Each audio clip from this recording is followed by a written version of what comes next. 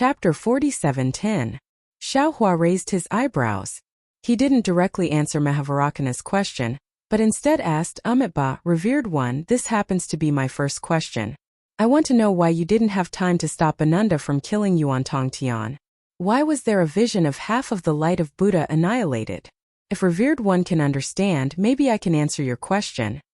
The Mahavarakana revered one smiled and raised his finger. All sorts of profundities were born from his index finger.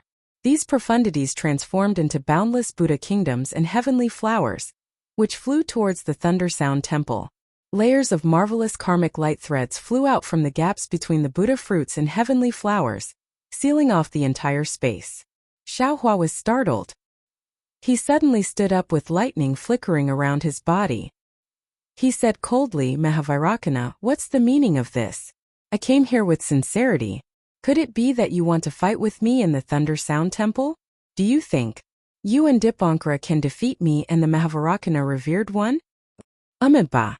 The Dipankara revered Buddha didn't find Xiaohua's vigilance strange at all. He smiled and said, don't worry, revered one. Didn't the Mahavarakana revered one tell you the cause of this matter before you came to the Thunder Sound Temple? What did he say? Xiaohua was stunned and turned to look at the Mahavarakana revered one. As expected, the Mahavarakana revered one wasn't as vigilant as him. Instead, he was standing there with a smile. Xiaohua was a little dazed, a little confused, and a little enlightened. However, there was more surprise in his eyes. Even his figure flew away from the Mahavarakana revered one. Namo Mahavarakana revered one. The Mahavarakana revered one was laughing in his heart. However, he said with a serious expression, don't worry, revered one Guanyin. There's something fishy about this. However, this fishy, without the Mahavarakana revered one's permission, I can't reveal it, because this fishy might shake the foundation of Buddhism. Ah? Xiaohua was shocked. He said anxiously, how? How is this possible? Buddhism is facing such a crisis? This Xiao. Why can't this Xiao see it? Avalokiteshvara isn't a Buddhist disciple. Of course, you wouldn't know much about our Buddhist cultivation. That's nothing. The Mahavarakana Buddha revered Buddha spoke. His withered body became even more shriveled. Let alone you. Even the Dipankara archaic Buddha revered Buddha didn't know much about this. Hiss. Xiaohua sucked in a breath of cold air and exclaimed, revered one of the world, could it be Yuan Tongtian, the six-eared macaque? And even more? Are there more secrets that this disciple doesn't know? I have already told you clearly about the karma between the two of them. This matter has nothing to do with them. Of course, it's not absolute that it has nothing to do with them. Their karma can be considered as the last straw that broke the camel's back. Mahavarakana revered Buddha said faintly. Suddenly he asked, by the way, Guanyin the Venerable, you were born in Tao sect. Do you think it is better to have karma or to avoid karma? Even though he didn't know why Mahavarakana asked such a question, Xiaohua still answered without hesitation. My Tao sect cultivates to cut off all desires and desires, to stay away from the mortal world, to not be tainted by even a drop of karma. That's right. Only by being untainted by the slightest bit of karma, can one be free and unfettered in the 9 heavens. Only then can one surpass the 3 realms and transcend the 5 elements. The Mahavarakana revered Buddha nodded. This is the cultivation method of your Tao sect, but it is different from my Buddhist sect. Disciple has also followed Maitreya Buddha, and cultivated some Dharma. Xiaohua frowned and said, but disciple feels that the Buddhist sect similarly renounces sexual desires and stays away from the mortal world, and it's even to the extent that it's even superior to the Tao sect in these aspects. Although my Buddhism sect can't be compared to your Tao sect with the so-called 3,000 great ways. Mahavarakana explained, my Buddhism sect has a lot of cultivation methods. Otherwise, there wouldn't be the 10 sects of Buddhism. Otherwise, there wouldn't be the Mahavarakana revered Buddha who betrayed the Leying Temple and established the Shaolin Long Temple. At this moment, Xiaohua had already somewhat understood that the Mahavarakana revered Buddha betrayed the Leying Temple not purely because of Yuan Tongtian's death, but more because of some schemes between him and the Mahavarakana revered Buddha. Therefore, he didn't ask much and just listened quietly. He understood that the Mahavarakana revered Buddha now had a request for him, So the Mahavarakana revered Buddha would definitely tell him everything he could. Sure enough, the Mahavarakana revered Buddha said again, however, although my Buddhism sect cultivates a lot of cultivation methods, the root of it is the power of faith. But where does the power of faith come from? Naturally, it's from the believers of the Buddhism sect. Then how can we make the believers believe in us? Then, we have to accept the believers' karma and accept the believers' pleas and prayers. Doesn't Guanyin the Venerable have Shao country? If the Venerable doesn't protect those people in Shao country and doesn't give them a way to live, will they worship the Venerable statue? Will they offer the precious power of faith to the Venerable? Although the power of faith is the source of my Buddhism sect's enlightenment, every trace of power of faith has thousands of karma. You have obtained the faith, so you have to accept the karma. Similarly, my Buddhism sect also has thousands of methods to make use of the power of karma. Actually, the so-called power of mountains, power of sound, power of stars, power of karma, and even power of space in the Buddhist seal are all karma. But, Guanyin the Venerable, do you know how heavy a trace of karma is? Ah? Xiaohua was stunned. He looked at the Mahavairākana revered Buddha. The Mahavairākana revered Buddha also had his eyes closed, as if he was listening to the teachings without any expression. Xiaohua's heart moved, and he understood tacitly, as light as a feather, as heavy as a mountain. Guanyin the Venerable is indeed one of the 4 great bodhisattvas of my Buddhism sect. These words are extremely wise. The Mahavairākana revered Buddha praised, if there is a great wish and supernatural power, then the karma is a feather, but if it can't be born, then it is a mountain. No matter if it's a feather or a mountain, in short, the karma that has to be born has weight. My Buddhism sect's Buddha Lord, Bodhisattva, and other Buddhas who have attained fruition all have a Buddha kingdom on their golden bodies. This is the moment when the Buddha stepped into the lotus cleansing pond. It has already condensed. Hearing this, Xiaohua's expression suddenly changed. The Mahavairākana revered Buddha hurriedly explained, don't be anxious, Venerable. Even if you're inferior to the lotus cleansing pond, the karma has already been attached to you, and the Buddha kingdom will definitely be born on your golden body. The lotus cleansing pond only cleanses the unrelated karma, allowing the Buddha kingdom to be born on your golden body in an orderly manner. Revered Buddha, Xiaohua said helplessly, what you said. Is it true? Don't lie to your disciple. Amitabha. The Dipankara archaic Buddha revered Buddha didn't know whether to laugh or cry. He said, Guanyin Venerable, the revered Buddha's heart is the entire Buddha kingdom. Although you're a Taoism Mahayana and have always been hostile to my Buddhism sect, in the eyes of the revered Buddha, all creatures are equal. Now that you've attained fruition, you're a Buddhism disciple. When the revered Buddha heard this, he also clapped his hands and praised you at the Thunder Sound Temple. All right. Xiaohua waved his hand and said with a smile, this disciple has been miserably schemed against by others, so I have to be careful all the time. Please don't blame me, revered Buddha. The Immortal Emperor and the Dragon Island's elders are all meticulous people. They bear heavy responsibilities, so naturally they have to consider more. The Mahavairākana revered Buddha smiled and said, actually, sometimes I can't help myself. Forget it, let's continue. Since the Buddhas who have attained fruition bear the Buddha kingdom on their golden bodies, then the power of karma within the Buddha kingdom is the Buddha's Buddhism power. However, since there is karma, the Buddha kingdom also has weight. The more karma within the Buddha kingdom, the greater the weight. If the weight of the Buddha kingdom exceeds the limit that the Buddhas can bear, the Buddha's golden bodies will be in danger of collapsing. This disciple somewhat understands. Xiaohua was somewhat enlightened and nodded, saying previously, this disciple felt that the Buddhist sect's cultivation of Buddhism, the ability to condense relics, the 9 transformations golden bodies, and the ability to interfere with reincarnation was very mysterious. However, from the perspective of the Tao of Karma, all of this is within the Tao of Karma. Whether it is the previous life, the current life, or the next life, all can be seen from the river of karma. After that, Xiaohua explained his own understanding. Moreover, he had already faintly sensed what the Mahavairākana revered Buddha wanted to say. Sure enough, the Mahavairākana revered Buddha nodded and said, revered Buddha is right, but the Tao of Karma and the Tao of reincarnation are still different.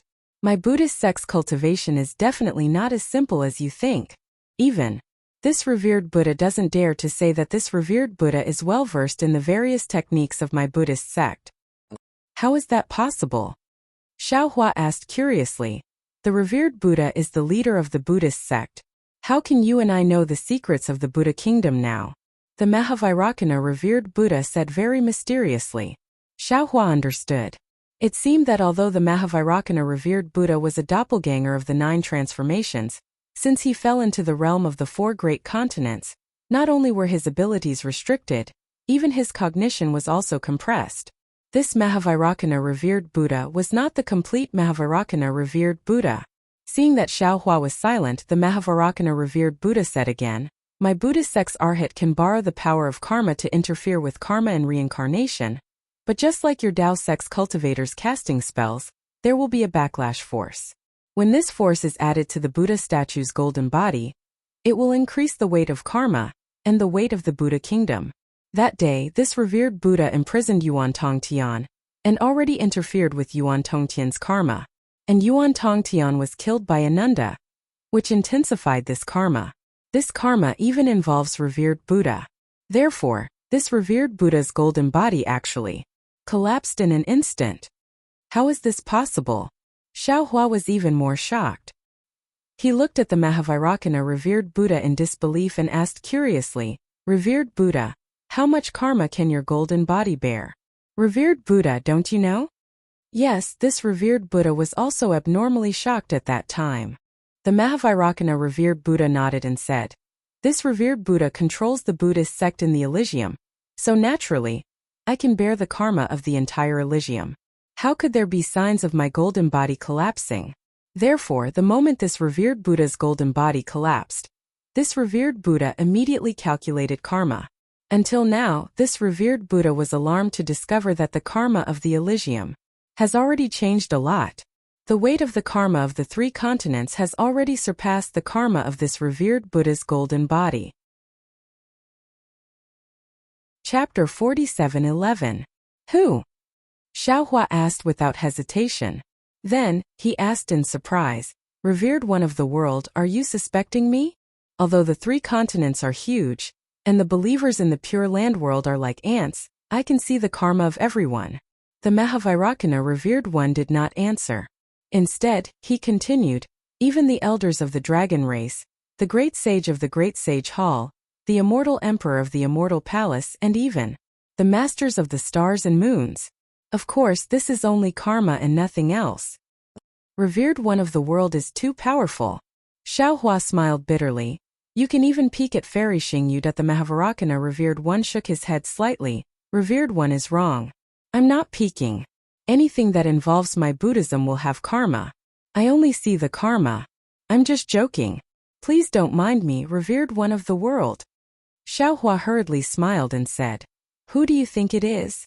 However, ever since the birth of the primordial chaos ancestor, and the failure of Guanyin's longevity stabilizing fruit, I suddenly realized that there's some unknown power in the karma flow. I've searched the 3 continents, and there's actually someone who can't see through karma. The Mahavairakana revered one continued, revered one is one, Maitreya Buddha is one, Yuan Tongtian is one, Chuanzong is one, Ananda is one, Devouring Heaven is one, Namo Mahavati is one, Samantabhadra is one, Thunder Deity is one, Heaven-defying Thunder Phoenix is one, Literature Stream Palace Master is one, and there are even many Fortune Gate disciples. What?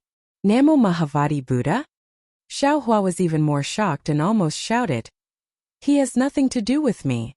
The Dipankara Archaic Buddha revered one smiled and said, revered one, please listen to the revered one's explanation. There are many secrets behind this. Yes, disciple understands. Xiaohua hurriedly pressed his palms together. The karma of the 3 continents can't be interfered with outside of the 3 continents. It can only be changed by being in the karma flow of the 3 continents. The Mahavairakana revered one continued. The 3 continents don't have any spatial passageways connecting them to the outside world. Thus, if one wants to appear out of thin air, one can only enter the 3 continents by accident or through the golden body. Fairy Xingyu. Xiaohua asked Xiaohua, or the revered one's birth in the 3 continents after Fairy Xingyu? She is one of the karma of the 3 great continents? When the Mahavairakana revered one heard this, he smiled but did not reply. He only said, "Ever since the Venerable One appeared in Longevity Town, our Buddhist kingdom has given birth to Namo Great Wisdom Manjushri, Namo Great Wisdom Samantabhadra, Namo Great Merciful Samantabhadra, and even Maitreya Buddha. On the surface, the Buddhism sect's glory is unparalleled, and it's in a state of great prosperity. However, I know in my heart that there are more and more things that I can't see through. There are bound to be changes in the Buddhist nation. It's just that this change came too quickly, and I was truly caught unprepared." "All right."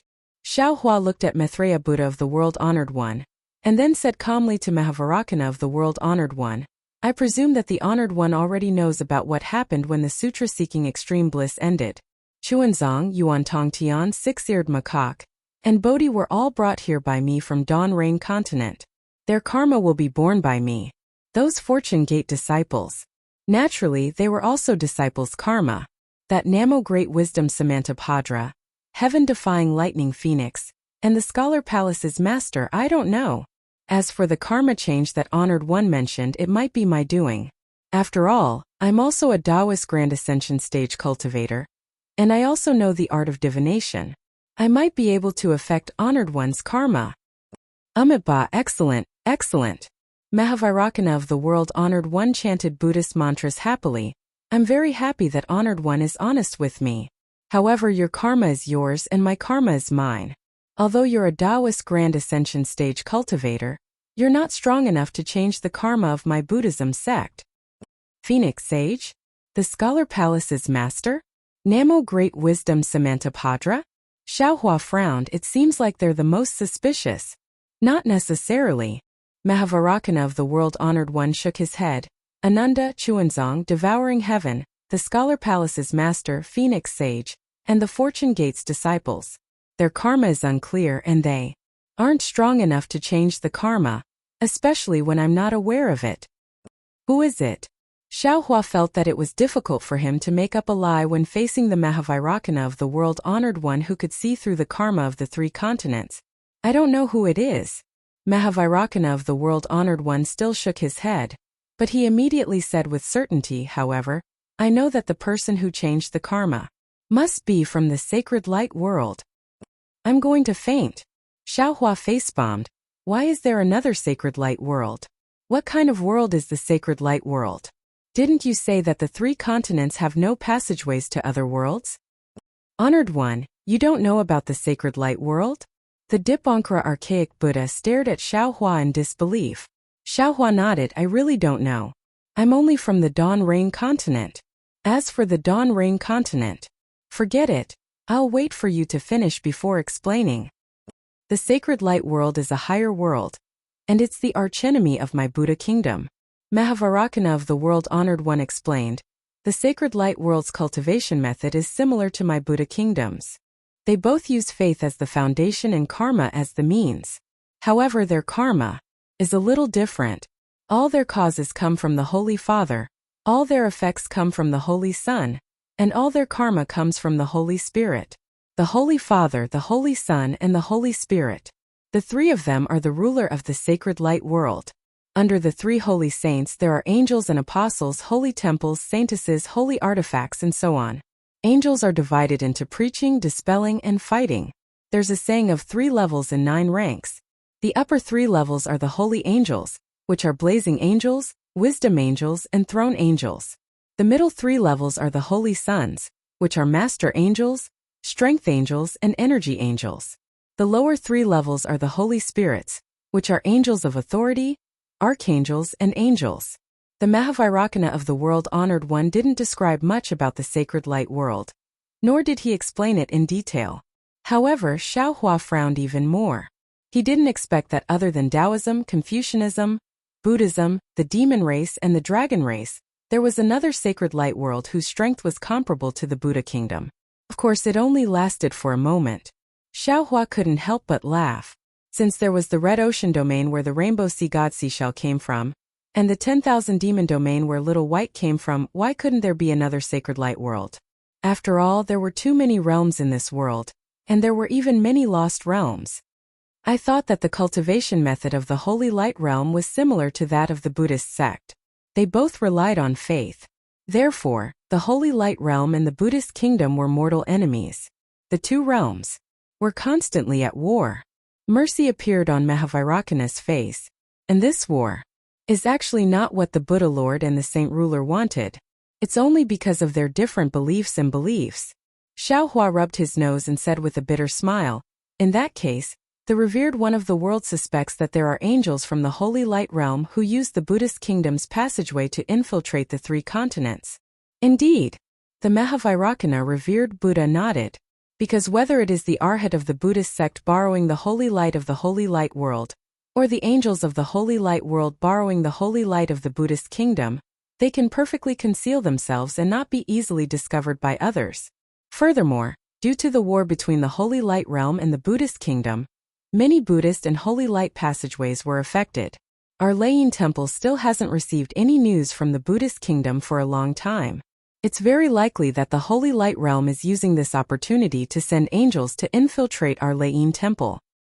In that case, the Mahavairocana revered Buddha is also suspicious. Xiaohua looked at the Mahavairocana revered Buddha with a smile. But why does the revered Buddha trust him so much? The Dipankara archaic Buddha, the Mahavairocana revered Buddha, and the Mahavairocana revered Buddha. These three great Buddha lords are the foundation of the Buddhist sect. The Holy Light Realm Saint Father, Saint Child and Saint Spirit are also the same. No one else can replace them. Moreover, if any angel is willing to be born as the Mahavairocana revered Buddha, I will also welcome him. Because once he becomes the Mahavairocana revered Buddha, then he will be the Mahavairocana revered Buddha. He will be a disciple of the Buddhist sect, not an angel of the Holy Light Realm. I don't understand. Xiaohua shook his head and said, "If the revered Buddha suspects the Namo Mahavadi, why don't you directly interrogate him? Interrogation is a small path." The Mahavairocana revered Buddha opened his eyes and smiled, inviting him into the trap and taking advantage of the situation. Is the great path. Isn't it just an unbroken path? You don't have to make it sound so dignified. Xiaohua felt ashamed to be associated with him. However, after a while, Xiaohua came to his senses again and asked in confusion, "But if it's just based on this guess, it's impossible for the revered Buddha to determine that the Namo Mahavadi Samantabhadra is an angel, right? If the Mahavairocana revered Buddha didn't descend, of course I can only guess." The Mahavairocana revered Buddha smiled and said, "However, when the Namo Mahavadi Samantabhadra descended to the Thunder Sound Temple, he made a great vow to search for the Mahavairocana revered Buddha. What if this Mahavairocana revered Buddha is the reincarnation of a blazing angel?" Hiss! Xiaohua sucked in a breath of cold air. He finally understood the Mahavairocana revered Buddha's scheme. The revered Buddha is preparing to use the Mahavairocana revered Buddha as bait. Then, Xiaohua looked at the Mahavairocana revered Buddha and said in shock, "You actually agreed? When Yuan Tongtian was killed by Ananda, I was in seclusion. Thus I didn't stop this tragedy." The Mahavairocana revered Buddha nodded. "And when I was awakened by Yuan Tongtian's karma, it was already too late. At that time I was extremely indignant. However, when I saw the revered Buddha's Buddhist kingdom collapsing, I immediately felt that something was wrong. At the same time, the revered Buddha hurriedly transmitted his voice to me and told me his suspicions. I didn't come from the sacred light realm. Naturally, I'm magnanimous and not afraid of temptation. The revered Buddha's plan was no small matter. I also thought about it for a moment. However, as the Mahavairocana revered Buddha, I naturally had to think about the future of the Buddhist kingdom. Thus, I took the opportunity to rebel against the Layin Temple. Of course, I also gained a lot when I was meditating. These gains were different from what the revered Buddha said. I also want to take this opportunity to spread it. Cast a monthly vote, cast a recommendation vote, collect a collection reward, and thank you for all forms of support." Chapter 47:12. Damn it! You two Buddha lords have fooled everyone in the world. Xiaohua didn't know whether to laugh or cry. Ba, you're wrong. It's the Holy Light world that has fooled us. The Dipankara archaic Buddha said bitterly, "If it weren't for the emergence of the other shore and the collapse of the world lord's golden body, I wouldn't have thought that the Holy Light world would be sealed off by the three continents. Hearing about the other shore, Xiaohua opened his mouth. He wanted to say something but he hesitated. Instead, he asked the Maitreya Buddha in his heart. After a while he frowned and said, Dipankara Archaic Buddha, I'd like to ask, what is the other shore? The other shore is the Holy Light World's sacred artifact.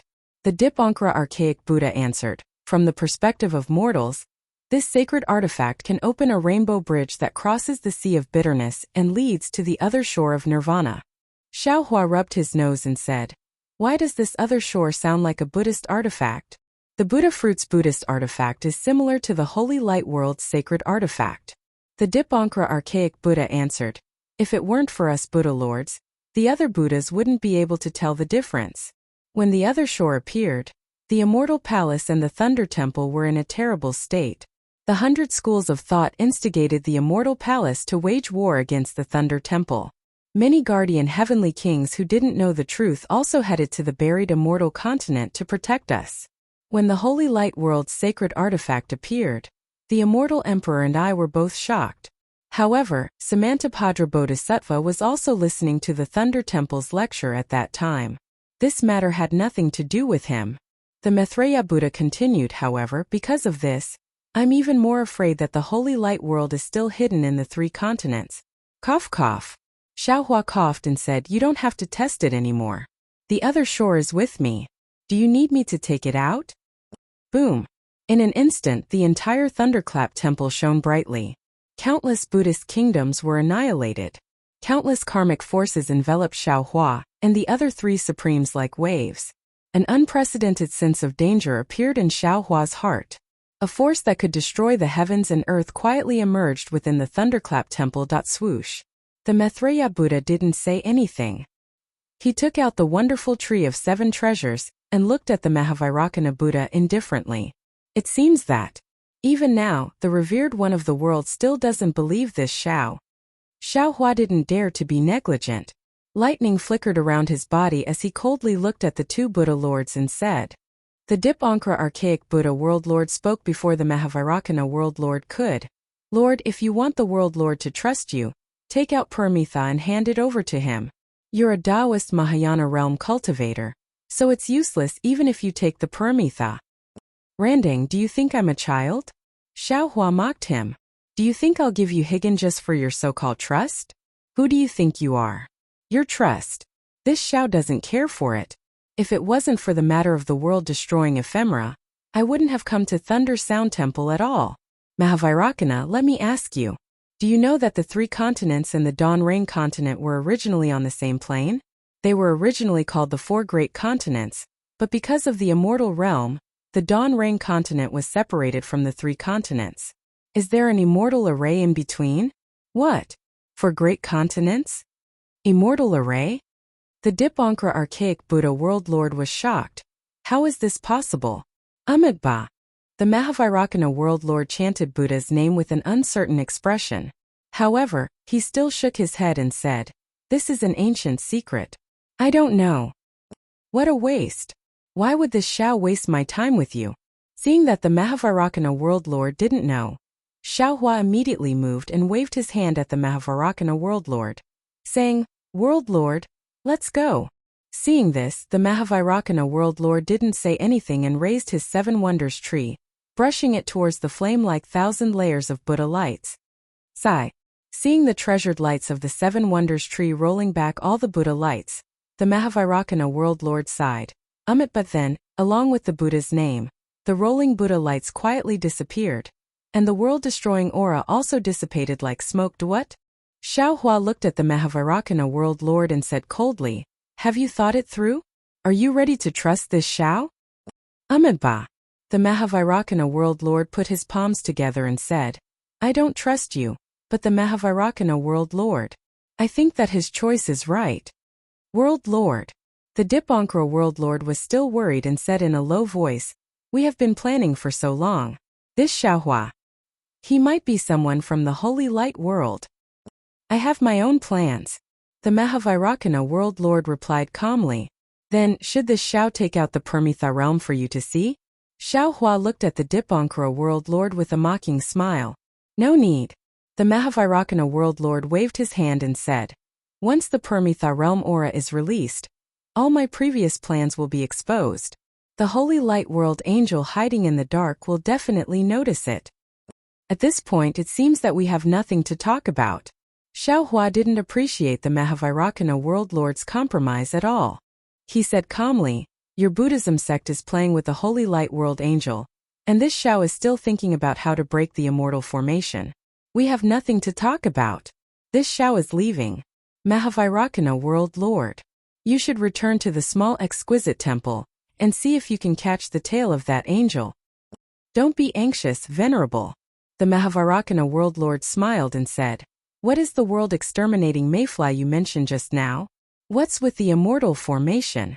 Even, what's with the dawn rain continent and the 4 great continents?"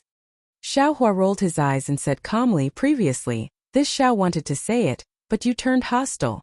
Now even if you want to know, this Xiao doesn't want to say it. The world exterminating mayfly is here, and the 3 continents have no way out.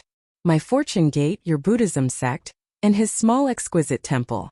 Everyone will be killed by the mayfly." The Dipankara world lord's expression changed slightly and said in a low voice, "Venerable, the world exterminating mayfly is the strange insect we saw before, right? Although this strange insect is powerful, it doesn't have the ability to destroy worlds. I've already discussed it with the world lord. My Buddhism sect has the means to kill it. You wish." Xiaohua had the Mahavairakana world lord's clone. Naturally, he knew the Buddhism sect's methods like the back of his hand. He wasn't sure if the Buddhism kingdom of the upper worlds had the means to kill the world exterminating mayfly, but he was sure. The Thunder Sound Temple of the 3 continents wouldn't have such means. The Dipankara archaic Buddha world lord's words only proved that he didn't understand the world exterminating mayfly's prowess. "Then please enlighten me, venerable." The Mahavairakana world lord replied. "All right." Xiaohua looked at the Mahavairakana world lord and stood in midair, telling him everything he knew. The Mahavairakana world lord and the Dipankara archaic Buddha world lord's expressions changed. They didn't expect the strange insect to have such a powerful background. They also didn't expect the 4 great continents to be separated by the Buddhism sect, Taoism, and the demon race. On the other side of the West Sea immortal formation, there was a continent where Taoism flourished. Amitabha. Suddenly, a strange expression appeared on the Mahavairakana world lord's face. He chanted, "I understand now." "Oh, what does the world lord understand?" The Dipankara archaic Buddha world lord asked curiously. "Chuanzong Ananda." A strange expression appeared on the Mahavairakana world lord's face. He chanted, "Amitabha. Previously I already had some understanding. However, I couldn't understand why they insisted on going to the west. Now, after listening to the Guanyin Bodhisattva's explanation, I have some confidence." "Amitabha." Xiaohua raised his eyebrows and said, "The world lord is going to clear up my doubts. I came to the Thunder Sound Temple not only to ask about the immortal formation and the 4 great continents, but also to borrow the world lord's ability to ask Zhonglur and Ananda. What do they want? I can't understand." Within the Buddhism sect, there is a Buddha fruit that is more noble than the Namo Maitreya Buddha. There isn't one in the Buddhism sect, but it doesn't mean there isn't one in the Buddha kingdom. The Mahavairakana world lord smiled and said, "Guanyin Bodhisattva is also one of the 4 great bodhisattvas of our Buddhism sect. You should know about Mount Meru, right?" "Mount Meru?" Xiaohua's heart skipped a beat. He thought of the Buddhist ruins in the Dawn Rain continent. Didn't he go to a place similar to Mount Meru? He even went to the Tusita heavens. The Maitreya Buddha world lord said, "The Buddha kingdom is composed of countless worlds. 1,000 worlds are called a minor kiliacosm, 1,000 minor kiliacosms are called a medium kiliacosm, and 1,000 medium kiliacosms are called a major kiliacosm. Combining the minor kiliacosm, medium kiliacosm, and major kiliacosm, they are called the 3,000 major kiliacosms. The lowest layer of each world is a layer of qi, which is called the wind wheel. Above the wind wheel is a layer of water, which is called the water wheel. Above the water wheel is a layer of gold, or hard rock, which is called the golden wheel. Above the golden wheel is the land composed of mountains, oceans, and continents. Mount Meru is the center of this world. Mount Meru is the core of a world. its foundation, and even its existence. On Mount Meru there are the palaces of the 33 heavens, where Dishur resides. In the 33 heavens there are the palaces of the Yama heavens. In the Yama heavens there are the palaces of the Tusita heavens. In the Tusita heaven, there's a palace in the Euphoria multi-heavens. To the north of Mount Meru is the North Continent, to the east is the East Continent, to the west is the Aparagodania continent, and to the south is the South Continent. The Maitreya Buddha world-honored one finally said, "Unfortunately, there are countless worlds in this mortal world, but there are very few worlds that fit the criteria of the Buddhist kingdom. To be able to obtain a small kiliakosm is my Buddha's fate. To be able to obtain a middle kiliakosm is my Buddha's part. To be able to obtain a big kiliakosm is my Buddha's route. With the Buddha route, a Buddha will reach the realm of perfection." Give it a recommendation vote, collect it, gift it, and thank you for all your support. Chapter 47:13. Previously I didn't know. I thought that the 3 continents only had the hidden immortal continent, the pure land world, and the thousand demons sacred realm. Now that Guanyin the Venerable comes from the morning rain continent, then this world must have 4 continents and Mount Meru. Mahavairakana Buddha nodded and said, "This is a world of my Buddha kingdom.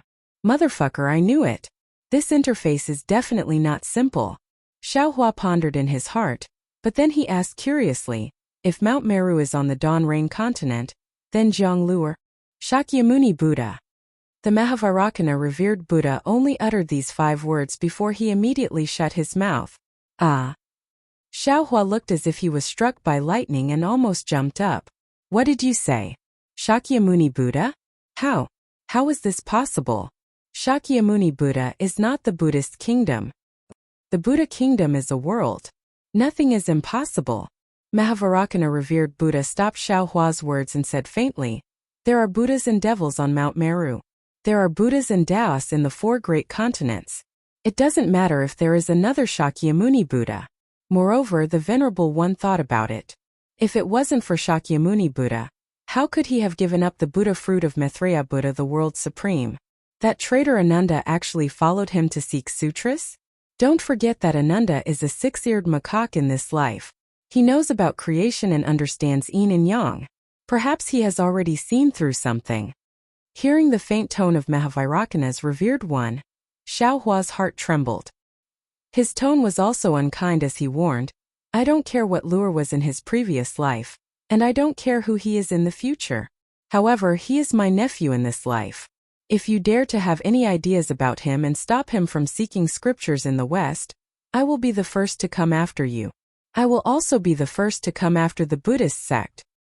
"Humph." The Dipankara archaic Buddha snorted coldly, disdaining Xiaohua's threat. The Mahavairakana revered sage smiled and said, "Be it the Shakyamuni Buddha, the Mahavairakana revered sage, or even the Buddha of Shwanji Mahavairakana revered sage, they are all Buddhas of the Buddhist sect.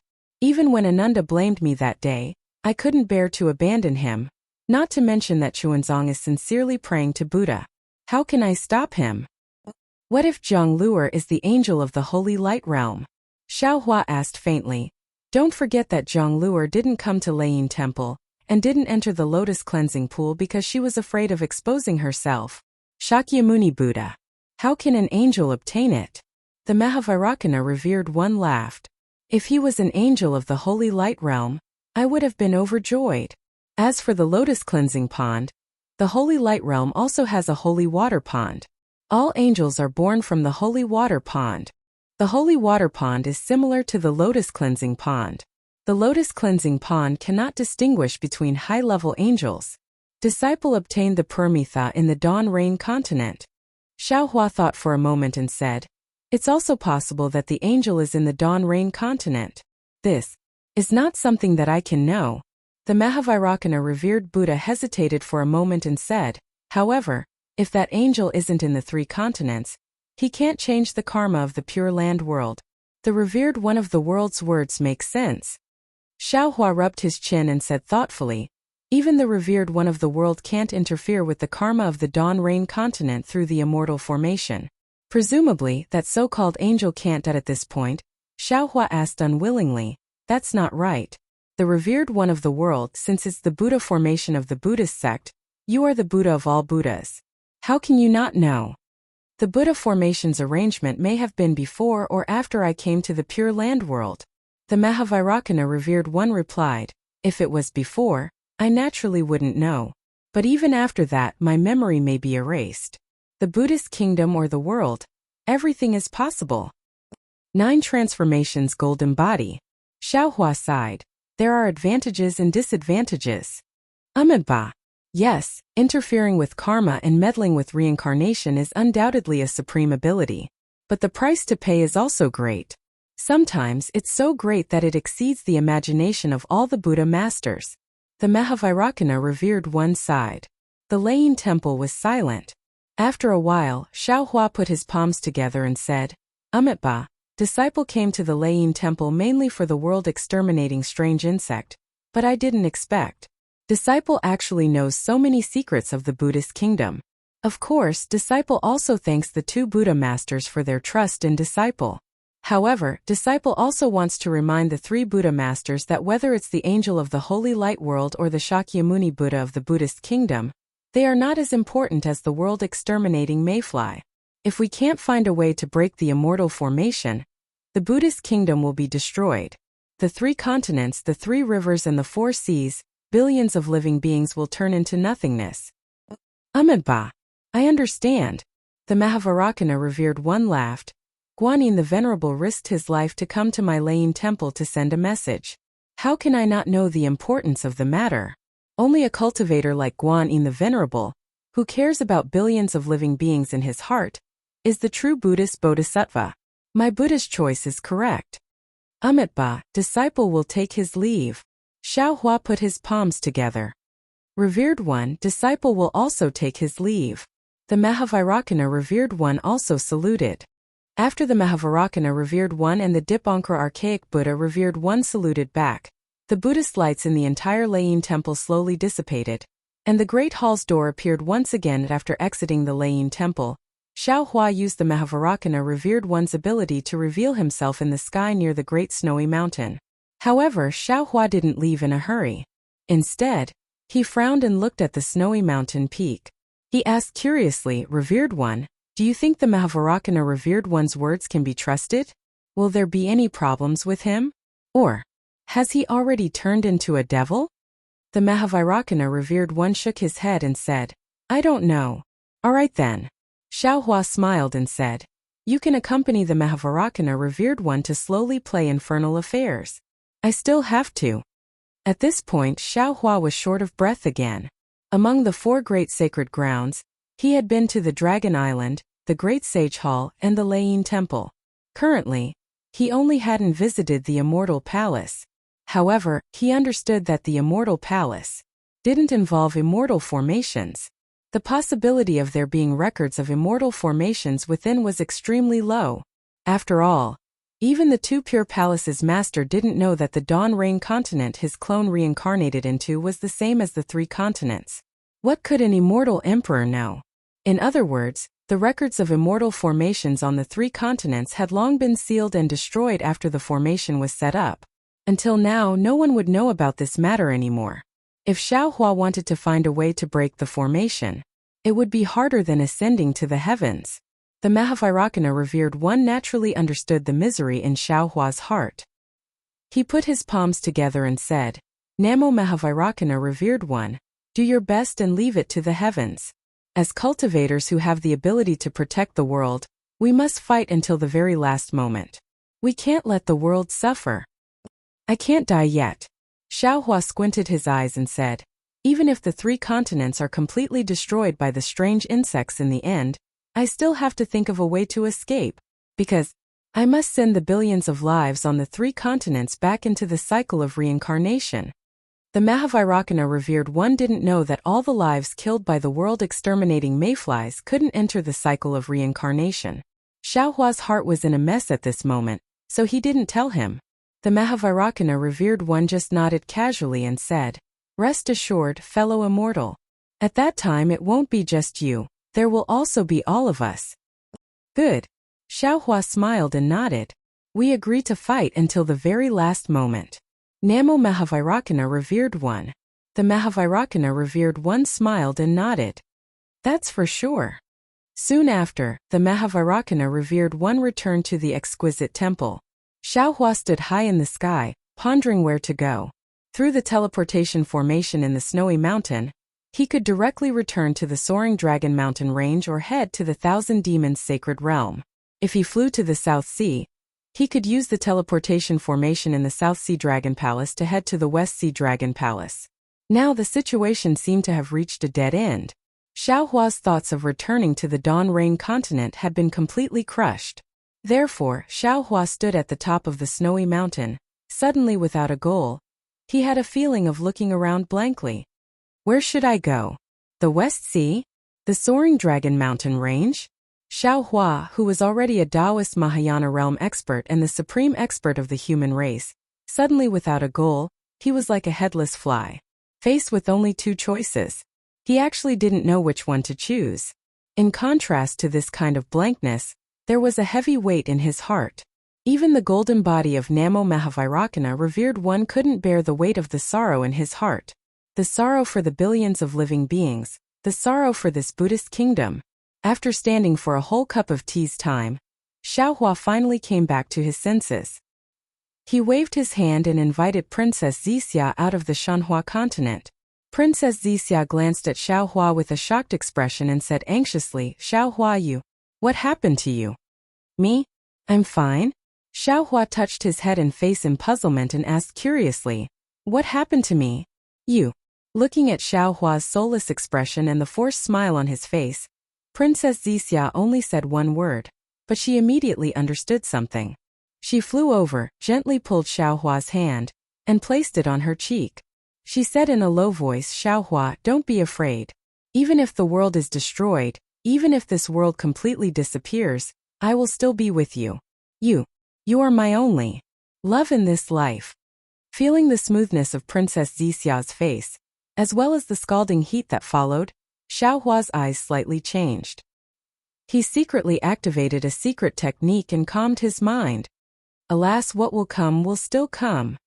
Xiaohua already understood why he was so absent-minded, why he was so worried about the billions of living beings in the three continents, and also why he was so easily disappointed. It was because the immortal ascension was imminent. Now was the peace before the great calamity, and his immortal ascension tribulation was mixed with the great calamity of the three continents, causing him to lose his Tao heart and honor. Looking at Princess Zixia's virtuous appearance, Xiaohua's heart was slightly warm. On one hand, he was glad that he could find such a considerate and understanding lover. On the other hand, he felt very guilty. After all, he couldn't accompany her for much longer. He was destined to let her down. Fellow Taoists who like this book, please go to Qidian to subscribe to support. Chapter 47:14. Although neither of them spoke, their hearts grew closer. A moment later, Princess Zixia asked softly, "Xiao Lang, since there's no news from the Thunder Temple, why don't we go to the Immortal Palace? Perhaps His Majesty will find something." "I don't want to see him." Xiaohua shook his head. "He's too selfish. Even if there's any news, he won't tell me easily. Unless the 9 provinces Grand Array failed and the world-destroying Mayfly attacked the Immortal Palace. For the sake of the 3 mainlands' billions of lives, for the sake of the Fortune Gate's disciples, for the sake of the Xiao country's citizens." Princess Zixia looked at the man who was already arrogant and proud of the world. She inwardly curled her lips and cautiously persuaded him. "Ai." Xiaohua sighed. He waved his hand and took out the Pegasus flying chariot. He pulled Princess Zixia's hand and said, "Let's go with the Pegasus. We'll go wherever it goes. This concubine will listen to Xiao Lang." Princess Zixia pursed her lips and smiled. She then looked at the vast land and the whistling wind and said, "Xiao Lang, I heard that your Kunlun mirror has a lot of spirit fruits and spirit wine. This concubine has never tasted them." It's not just spirit fruits and spirit wine." Xiaohua chuckled. With a wave of his hand, several large immortality peaches appeared from the space and handed them over. "Ah!" Princess Zixia cried out in surprise. How did you manage to grow immortality peaches?" What kind of person am I?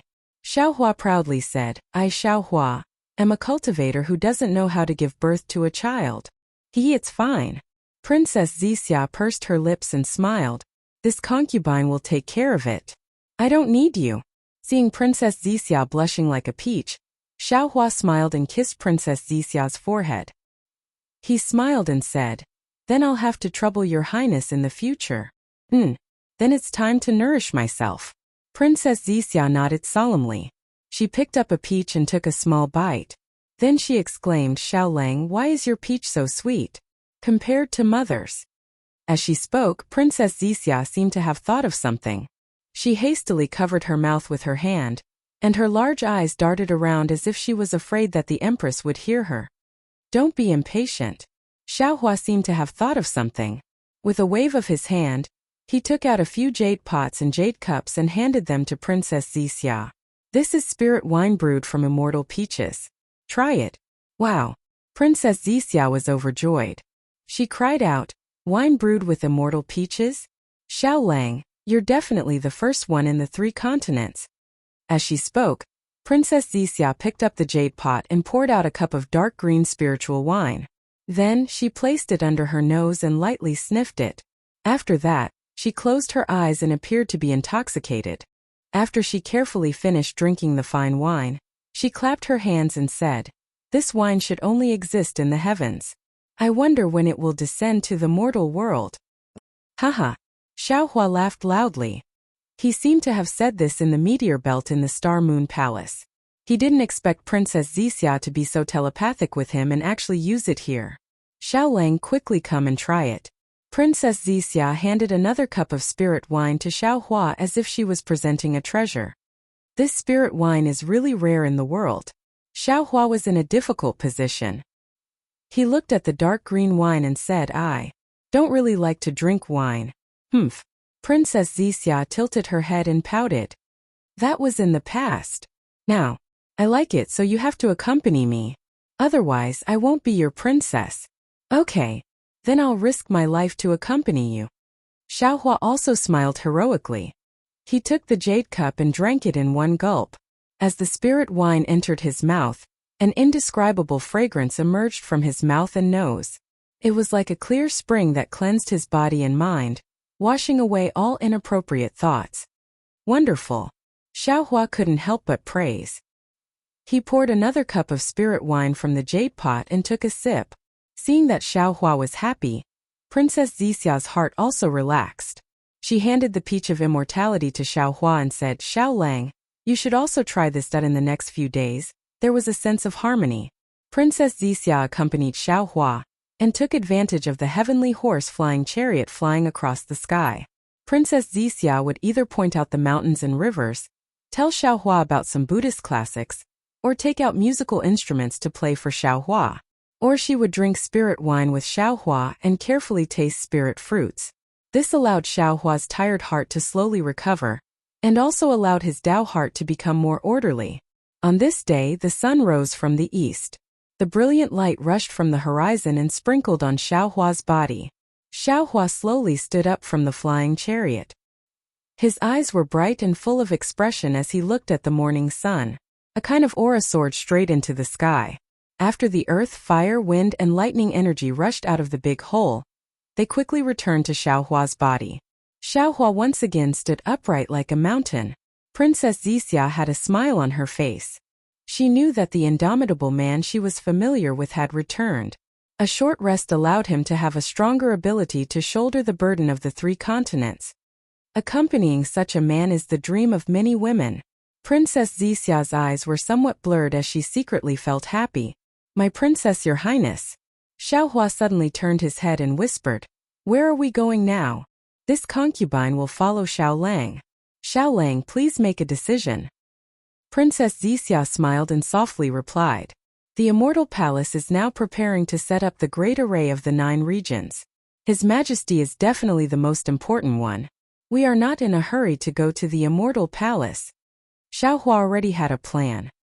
He said, after the great array of the 9 regions is set up, I will go find His Majesty and explain the matter of the immortal formation and the 4 great continents to him. Good. Princess Xixia still smiled as brightly as the morning flower. Now we are rushing to the hidden immortal continent. There is no need to use the Pegasus flying carriage. This flying carriage is too slow. Xiaohua said again, however, Princess, your highness must point out the direction for me. Otherwise I will definitely get lost. What a pitiful child. Princess Xixia naturally knows about Xiaohua's problem. However, today, in order to divert Xiaohua's attention, she pursed her lips and said with a smile, You are already so big yet you still get lost. It seems that other than not being able to give birth, you will also get lost. Of course, who asked me to be your princess, your highness? I will also take care of this matter.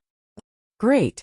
Xiaohua put away the Pegasus flying carriage with a wave of his hand. He grabbed Princess Xixia's hand and flew towards the South Sea using the lightning escape technique. However, while he was flying, Xiaohua released the Netherworld Origin Force. Xiaohua originally planned to go to the South Sea and use the South Sea Dragon Palace's transmission array to go to the North Sea Dragon Palace or the East Sea Dragon Palace to return to the hidden immortal continent. However, when he arrived at the South Sea, he discovered that he had collected more than 1 million incomplete souls along the way. All of them were killed by the world-exterminating strange insects, the human race, sea tribe, and even the dragon race. Since the prelude to the slaughter had already begun and the Fortune Gate's disciples were busy moving to the West Sea, Xiaohua was not in a hurry to use the Dragon Palace's transmission array. He directly used the lightning escape technique to pass through the South Sea and East Sea and return to the hidden immortal continent. After all, if the incomplete souls stayed in the world for too long, there might be some changes. Xiaohua needed to put them into the inside of the space as soon as possible. Several months later, in the depths of the East Sea, a streak of lightning streaked across the waves like a bolt of lightning. It was none other than Xiaohua, who was enshrouded in lightning, and Princess Xixia, who was wearing a smile on her face. At this time, Xiaohua had already hidden the heaviness in his heart. No one knew that in these several months Xiaohua had actually collected more than 100 million incomplete souls. Moreover, no one knew better than Xiaohua that the world-exterminating mayfly had quietly stretched out its ferocious face all over the 3 continents and 4 seas, beginning to reap lives. Xiaohua flew into the hidden immortal continent and did not stop for a moment. He directly flew in the direction of Yu province. Darling Xiao. Princess Xixia was a little worried. This concubine is tired, can we stop for a few days? Xiaohua naturally knew that this was Princess Xixia's excuse. He thought for a moment and said, Let's continue for another half a day. Alright, it's a promise. Just half a day, no more than 2 hours. Princess Xixia smiled faintly. She reached out and pulled Xiaohua's earlobe a few times. After flying for another half a day, Xiaohua's heart slowly relaxed. This was because in this half a day, he had only collected several tens of thousands of human souls, which was much less than before. He already had a plan in his heart. He knew that although the curtains to the end of the world had already been drawn, those world-exterminating mayflies had not formed a trend of crushing everything. The 1,000-meter-long mayflies that Xiaohua had seen before were still very few. There were not even a few hundred meters or a few thousand meters. Most of the mayflies were only an inch long. Therefore, in the boundless seas of the 4 seas, these world-exterminating mayflies could do whatever they wanted. Of course, while Xiaohua was relieved, he also raised his vigilance. After all, from what he could see, the mayflies had a certain level of intelligence. Moreover, they might not be inferior to the human race, monster race, or sea race. Xiaohua told Princess Xixia his plan. Princess Xixia did not hesitate to suggest, Take the initiative to attack. Kill the world-exterminating mayflies before they can sprout. Moreover, the more mayflies we kill now, the less pressure our 3 continents will have in the future. Good. Let's rush to. Xiaohua nodded in agreement. However, before he could finish speaking, Princess Xixia smiled and said, Darling Xiao, you only need to preside over the overall situation. I will take care of the small matters in your place. As she spoke, Princess Xixia raised her hand and took out a phoenix hairpin from her head. As she spat out a mouthful of true qi, the phoenix hairpin instantly transformed into a palm-sized flying phoenix. Princess Xixia raised her hand and touched the forehead of the flying phoenix. The flying phoenix let out a clear cry and rushed into the sky, disappearing in an instant. In the time it took to brew a cup of tea, layers of lightning surged high up in the sky, and a distorted illusory figure of 1,000 feet in size fell down from the sky. When the illusory figure appeared in front of Xiaohua, thousands of pillars of vast spirit qi crashed down and condensed into a celestial palace inspector dressed in Confucian robes. Chapter 47:15. The inspector stood still with a respectful expression on his face. He carefully handed over the phoenix hairpin in his hand and bowed. Inspector Zhang Hao greets Master Xiao Lei and Princess Zixia. Princess Zixia received the phoenix hairpin and ordered, "The Fortune Gate's first master, Taoist Xiaohua, has decreed that the world-exterminating mayfly is still in its infancy. If our 3 continents and 4 seas want to win the war, we must first suppress the enemy. I hereby inform the Immortal Palace, Dragon Island, Great Holy Hall, and Thunder Temple that from today onwards, according to the agreement made at the Jade Pool, they will be the first to fight in their respective defensive zones." Yes, this general understands. Zhang Hao dared not delay. His figure flickered as he was about to fly away. Princess Zixia added, "Taoist Xiao is currently traveling all over the 3 continents to find a way to exterminate the world-exterminating mayfly. He is unable to send a message to the other sex venerables. Your Majesty, please do it on his behalf. This general will definitely report the truth." This general also thanks Taoist Xiao on behalf of the world. Zhang Hao bowed, then turned into a streak of lightning and flew away. Xiaohua frowned and said, "Exin, the Immortal Palace's time is different from the 3 continents. Wouldn't it take a lot of time to send a message back and forth?" "Rest assured, darling Xiao." Princess Zixia pursed her lips and smiled. "The speed of sending a message depends on the importance of the message and who is the sender. Darling Xiao's name has shaken the world, and the content of this message is related to the lives of the 3 continents. I can guarantee that this message will be sent to His Majesty's Jade Desk in less than half a day. At the latest, the message will be sent to Dragon Island, Thunder Temple, and Great Holy Hall. The immortal soldiers and generals on the hidden immortal mainland, as well as the 100 schools of philosophers, will also receive the message." This Xiao understands. Xiaohua smiled and said, "It seems that the Immortal Palace always used time as an excuse to slow down their actions. Were they all excuses?" "Not necessarily," Princess Zixia replied. "We should talk about the matter as it is." Speaking of this, Princess Zixia asked, "Darling Xiao, do you still want to send a message to the Fortune Gate?" "There's no need for the Fortune Gate." Xiaohua thought for a moment and said, "Lu Yi and the others are all young disciples. They are more belligerent. Moreover, Jiang Hong is overseeing the West Sea Dragon Palace. She must have established her prestige first. Who knows, the smoke of war might have already risen in the West Sea." "Where should we go now?" "Gun Prefecture, Xiao Country." In the end, Xiaohua was still worried about the citizens of the Xiao Empire. He still wanted to see for himself. Now that the situation was urgent, if possible, he still wanted to bring them into the Shenhua continent. "All right." Princess Zixia raised her hand and pointed into the distance. She couldn't help but smile as she said, "Darling Xiao, let's go there." Princess Zixia really loved this adorable Xiaohua beside her. Through her observations during this period of time, she knew that Xiaohua, a Taoist Mahayana realm cultivator and a supreme being of the human race, really had a poor sense of direction. He wasn't pretending. The lightning escape, which was known as the fastest in the world, was indeed fast, but the direction was too horrible to look at. However, it was precisely this flaw that made Princess Zixia feel that this was the kind of person she should love. He had both advantages and disadvantages. Sometimes he would even cry in her arms. For a moment, Princess Zixia was overflowing with happiness. She really didn't care about the apocalypse in front of her because she had a strong and blind trust in this man.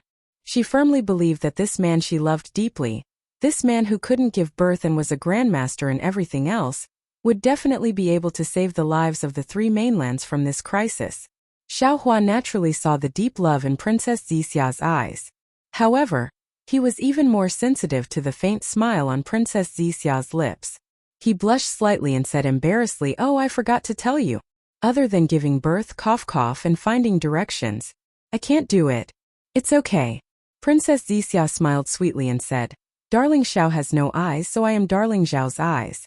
This Xiao has no legs, so I am Darling Xiao's legs. If Darling Xiao can't find the way home, then I will bring Darling Xiao home. Then I'm relieved. Let's go. Xiao Hua's heart was also filled with sweetness. His previous nervousness slowly disappeared. He pulled Princess Zixia's hand and rushed towards Gun Prefecture with lightning around his body. Sure enough, in less than 2 days while Xiao Hua was flying, he heard the sound of wind and clouds surging in the sky. Streaks of lightning covered the entire sky like a flash flood. Along with the flickering of lightning, a majestic voice that seemed like the will of heaven and earth resounded. By the will of the heavens and the immortal emperor's decree, today, the mayfly extermination will descend upon the world. The decree of the immortal emperor. Every word was like a thunderclap. It was extremely frightening.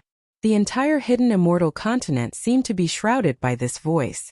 As long as it was a human or a Confucian cultivator, they could hear it clearly. After the time it took to drink a cup of tea, the immortal emperor's voice finally stopped.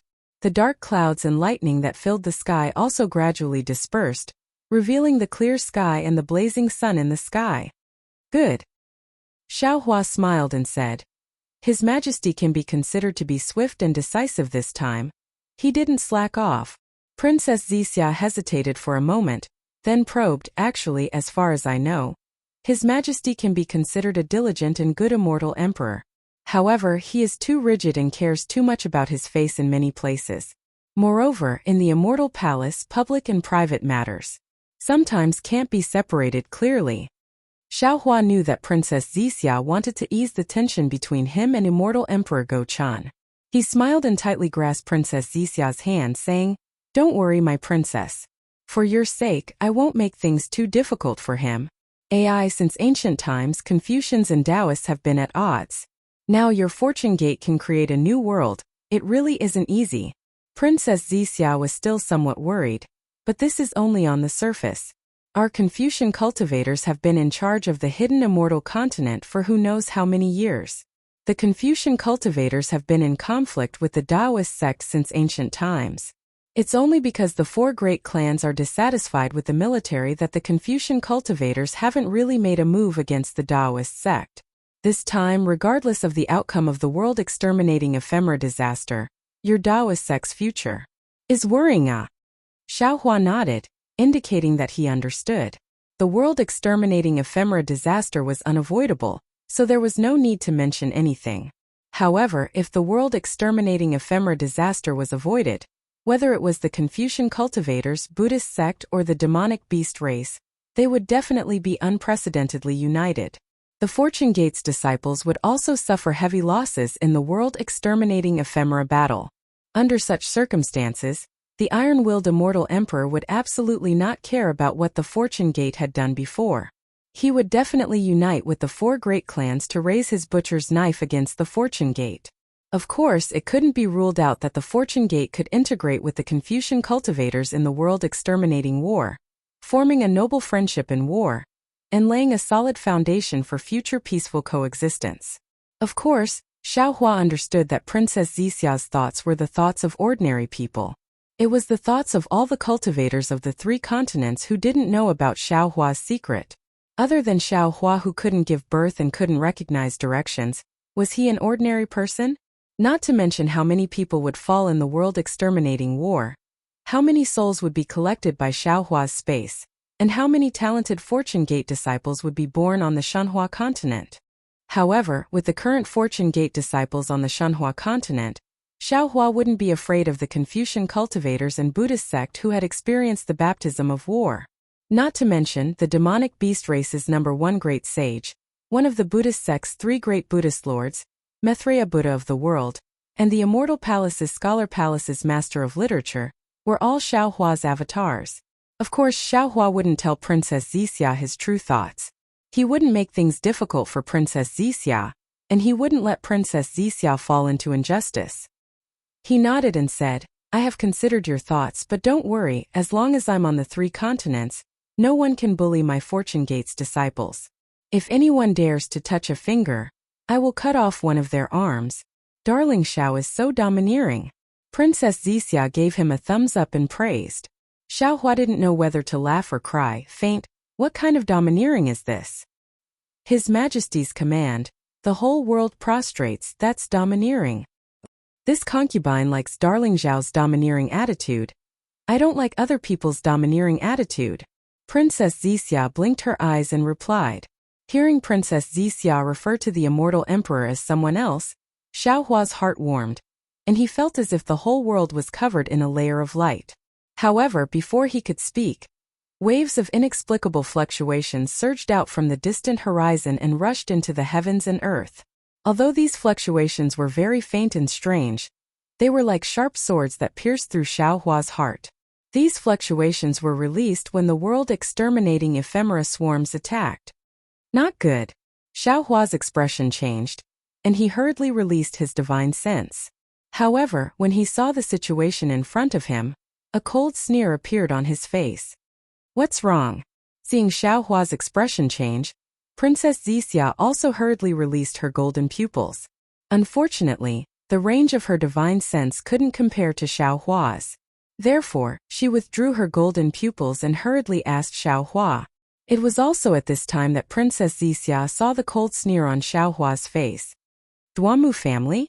Princess Zixia looked at the ground and immediately came to a realization.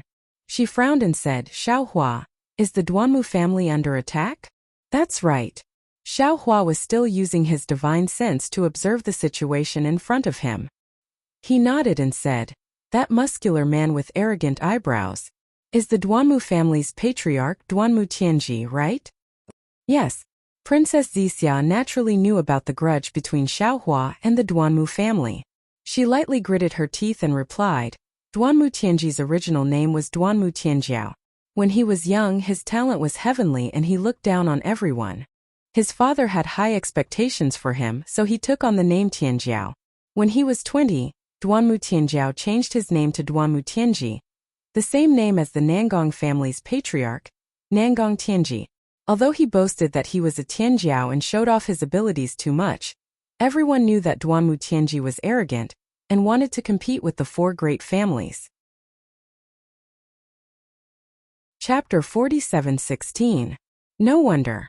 Xiaohua said in a low voice, although this guy's Confucian cultivation method can't compare to the orthodox 5 qis unifications, it can be considered to be a unique way to temper his true qi to another extreme.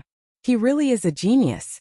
Sai, even a secondary first-class Confucian family's family head, is a literary star. Aren't there too many literary stars in hidden immortal continent? Princess Zixia rolled her eyes at Xiaohua and explained, our Confucian 100 schools of thought, from a 9th-class family to a 1st-class family, all have countless years of heritage. To become a 3rd-class family, the family head must be a literary star. Even a 9th-grade origin energy literary saint cannot be. Otherwise, it can only be a 3rd-class family. This Duanmu family is a 1st-class family, only below famous families like Confucius and Mencius. Naturally, they also have a lot of heritage. It might take a lot of effort to get a half-saint literary star, but getting a quasi or void saint literary star is not a problem. Xiaohua was somewhat flabbergasted. He asked curiously, this Xiao has seen a half-saint literary star before. It seems that the patriarchs of the 4 great clans are all half-saint literary stars. But what is this quasi-saint literary star and void saint literary star? The sage pinpoints to the literary star. Sage is the key. Half-saint is naturally half-saint, but that sage is also a real sage. A sage whose name is engraved on the literary star. Quasi-sage is the Confucian cultivator who is second only to the sage and can only engrave their name on the literary star. They can also point to the literary star, but that literary star is an illusion different from a real literary star. Illusionary divine is the illusion of a real sage. They can also point to the literary song, but this literary song is half a literary song or an incomplete literary song. I understand now. Xiaohua smiled. In the future, it is hard to find the art of teaching, so the Confucian 100 schools of thought found another way, using their own method to become a literary star. Damn it, this literary song. Is it a real literary song? Art of teaching? Princess Zixia was stunned, somewhat confused. Obviously, she did not know that the art of teaching was needed to become a literary star. I spilled the beans. Xiaohua suddenly came to a realization and smiled. Let's not talk about this anymore. I keep feeling that doing this is somewhat opportunistic. Sigh the human race. Princess Xixia sighed. They just like to take advantage of opportunities and cultivate properly. If they can become a literary star, then they'll be a literary star. If they can't, then they'll just become a literary saint with a 9th grade origin power. Everyone wants to fight for the title of a literary star and leave their names in history. However, these void saint literary stars and quasi-saint literary stars are recognized by the heavenly court. Oh no! Xiaohua was originally about to mock the heavenly court, but suddenly, his expression changed drastically as he exclaimed, Duanmu Tian is in danger. As he spoke, he took out the Kunlun mirror without hesitation. With a shake of his hand, he sent Princess Xixia into the Shanhua continent. He even called out, Exian Exian, hide first. Princess Xixia didn't even have time to reply before she was taken away by Xiaohua. Xiaohua's figure flickered as he teleported into the distance. Thousands of miles away from Xiaohua and Princess Xixia, there was a continuous valley. The valley's scenery was beautiful, and hundreds of flowers were blooming. Layers of beautiful flowers covered the ground like heavenly weaves. It was truly a paradise on earth. However, at this moment, this beautiful field was completely surrounded by tens of millions of world-exterminating mayflies. These mayflies were densely packed, and the small ones were several inches long while the large ones were thousands of feet long. They were crazily devouring the ground and attacking groups of cultivators. On the ground, more than half of the beautiful scenery had already been devoured. In the sky, millions of cultivators were also in imminent danger. Every moment, there would be miserable screams, and cultivators' corpses would fall with the wind.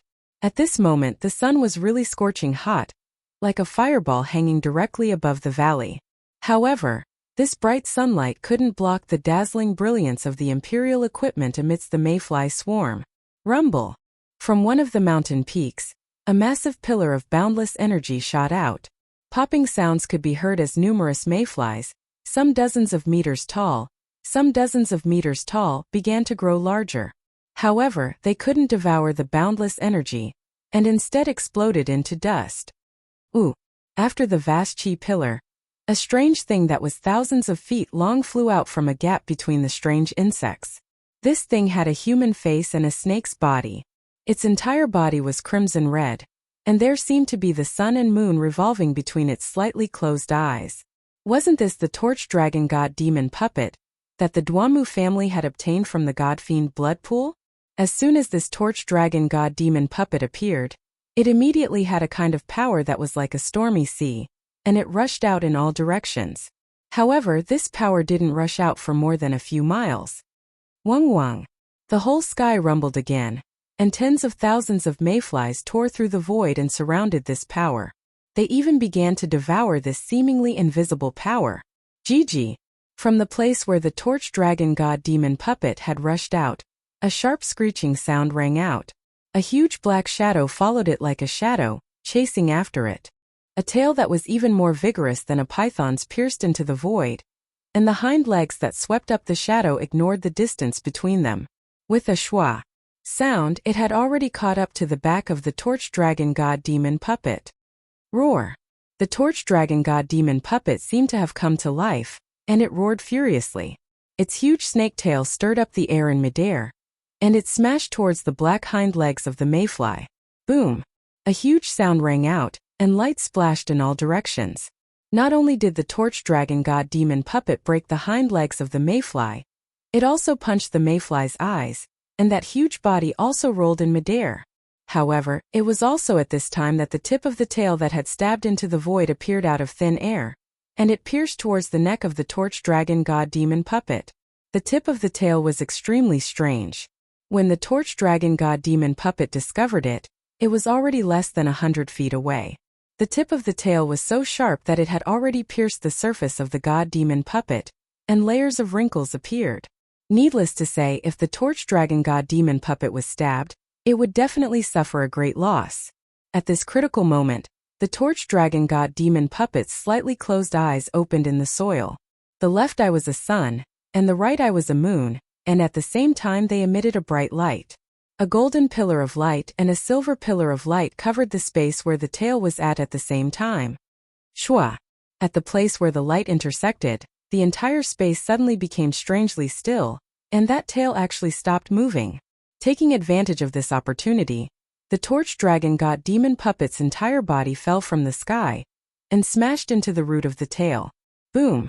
The god demon puppet was so hard that even the shell of the mayfly couldn't bear it, and that tail was instantly shattered. It was also at this time that the two pillars of light that had just enveloped the space turned into fireflies and fell down one after another. Gigi! That 1,000 feet large mayfly hissed, and its body emitted a dark green and gray mist, and it began to gradually hide in the air. Where do you think you're going? Suddenly, a distorted silhouette of light that was like a piece of paper squeezed out from the encirclement of the strange insects. A furious roar came from the silhouette of light, and then the 10 fingers of 2 giant hands transformed into pillars of light that caught the tumbling 1,000 feet long strange insect. Boom boom boom. The silhouette of light seemed to fill up like a bubble as Duanmu Tianji's child body materialized. The countless pillars of light crashed into his child body, and at the same time, a rosy halo of light passed through his arms and into Fu Yu's body. Wang Wang.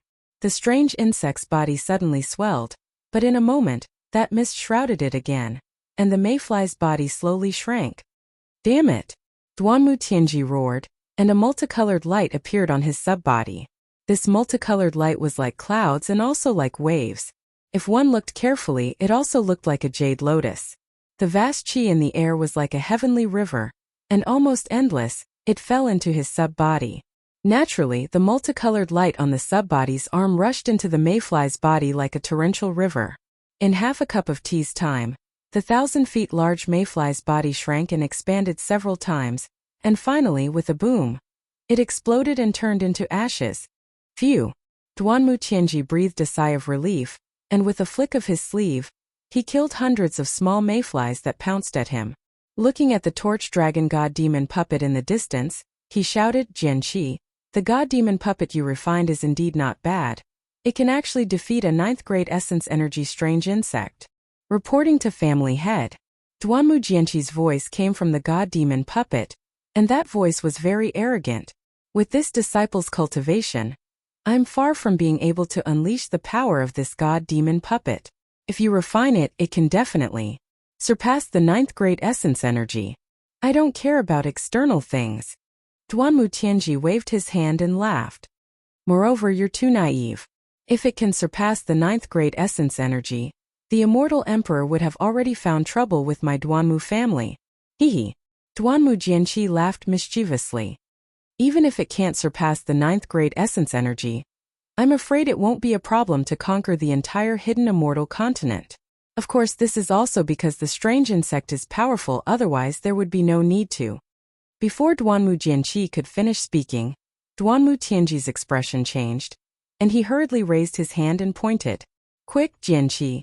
There are several 1,000 feet large mayflies coming out from the void. Duanmu Tianji hadn't even finished speaking.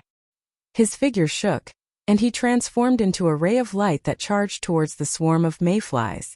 However, he hadn't even flown 300 m away when a black shadow that was a few tens of thousands of meters in size suddenly appeared high up in the sky. The black shadow had appeared so suddenly that it seemed as if it had been there since the ancient times. Not good. Seeing that this mayfly was several times larger than the one he just defeated, Duanmu Jianqi knew that things were not good. Without waiting for the mayfly to make any moves, a 5-colored light shadow immediately appeared around his body, and the torch dragon god demon puppet once again used its strongest technique. 2 light pillars intersected and enveloped the mayfly. However, the torch dragon god demon puppet's technique already contained a trace of the law of time, so how could an ordinary human cultivator calmly use it? Not only did the 2 light pillars become much dimmer, but the area they covered also shrunk a lot. However, even so, it seemed that the several thousand feet large mayfly was still stiff in the sky. Roar! The torch dragon god demon puppet roared and opened its mouth, and a huge amount of noble chi immediately crashed into the mayfly's body. At the same time, the puppet's huge snake tail also fiercely smashed toward one of the mayfly's eyes. The torch dragon god demon puppet's move immediately attracted Duanmu Tianji's attention.